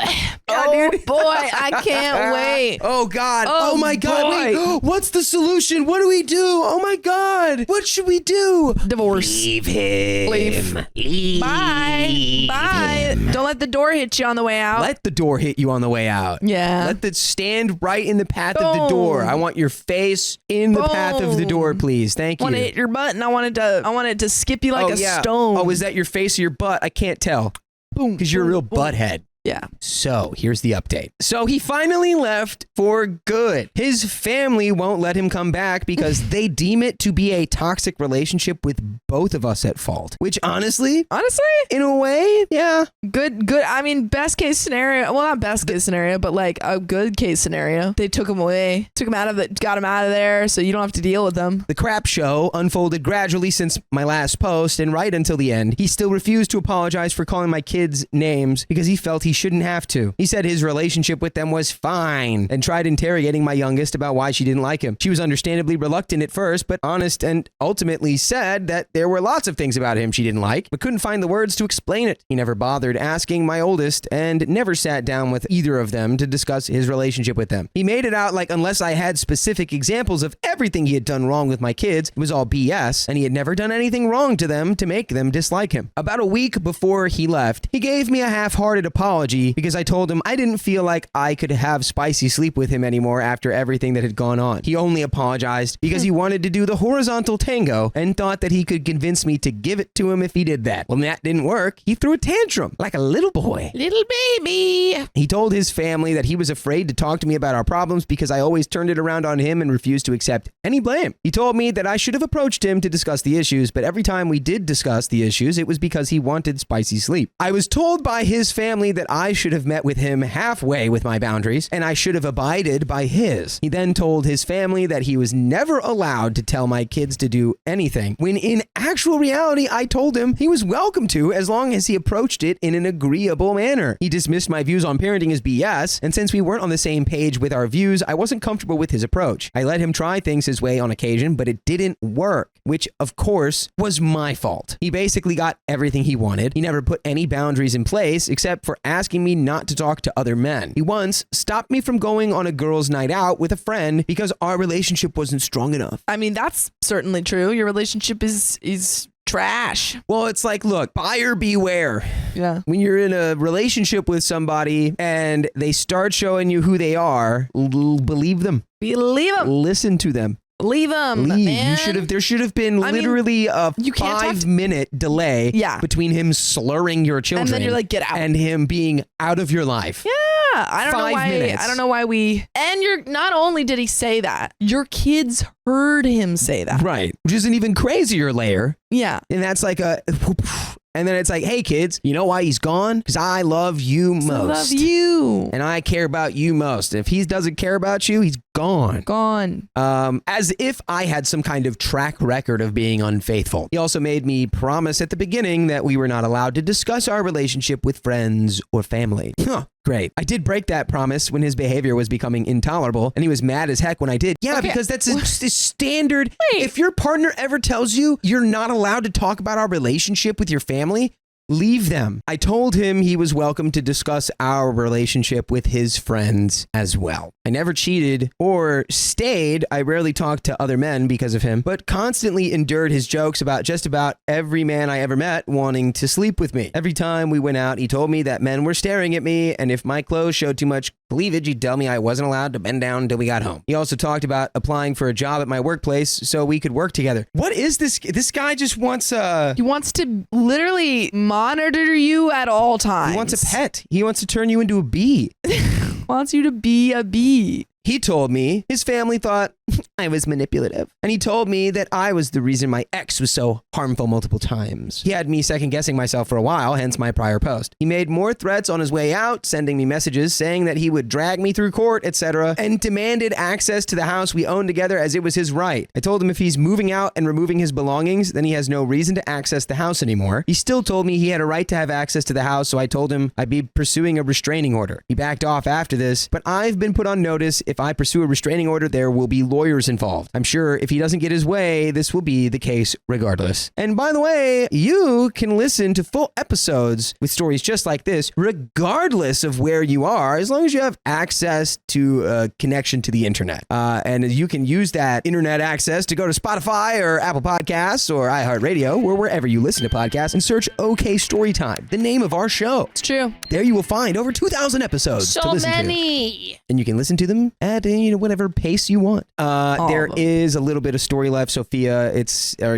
you getting the restraining order? I mean, if we need to, but I don't know if we need to. Honestly, I bet you if you illustrate this case to a lawyer, you'd find someone who'd be like, I'd do this pro bono because this guy's going down. Yeah. I've decided to stay single for the foreseeable future. Though my kids have asked me if I'd consider dating other men I've been involved with in the past, I've explained that it's just not an option. I know they want me to be happy, and I think I'm happiest alone. We have ongoing counseling and support, and we are all relieved that he's finally gone. I just wanted to thank everyone who helped me with my last post. I needed reassurance to be able to break the stranglehold. And that is the end of that story. Woo! Yeah. There you have it. Let that be a cautionary tale to all who have heard it. Don't let your partner isolate you. Don't let your partner talk bad about your kids. If you set hard boundaries, keep them hard, and your partner just like obliterates them without a second thought, that means consequences need to happen. It's true. You can't just let your boundaries be all willy-nilly, or everyone's going to know that you don't have strong boundaries. Yeah. And they're going to walk all over you and your boundaries. Don't get walked all over. And you want to be a good role model for your kids. Exactly. Don't show them that this is a relationship that's okay. Exactly. You're a role model. If you love us, make sure to subscribe. We love you. And see you tomorrow.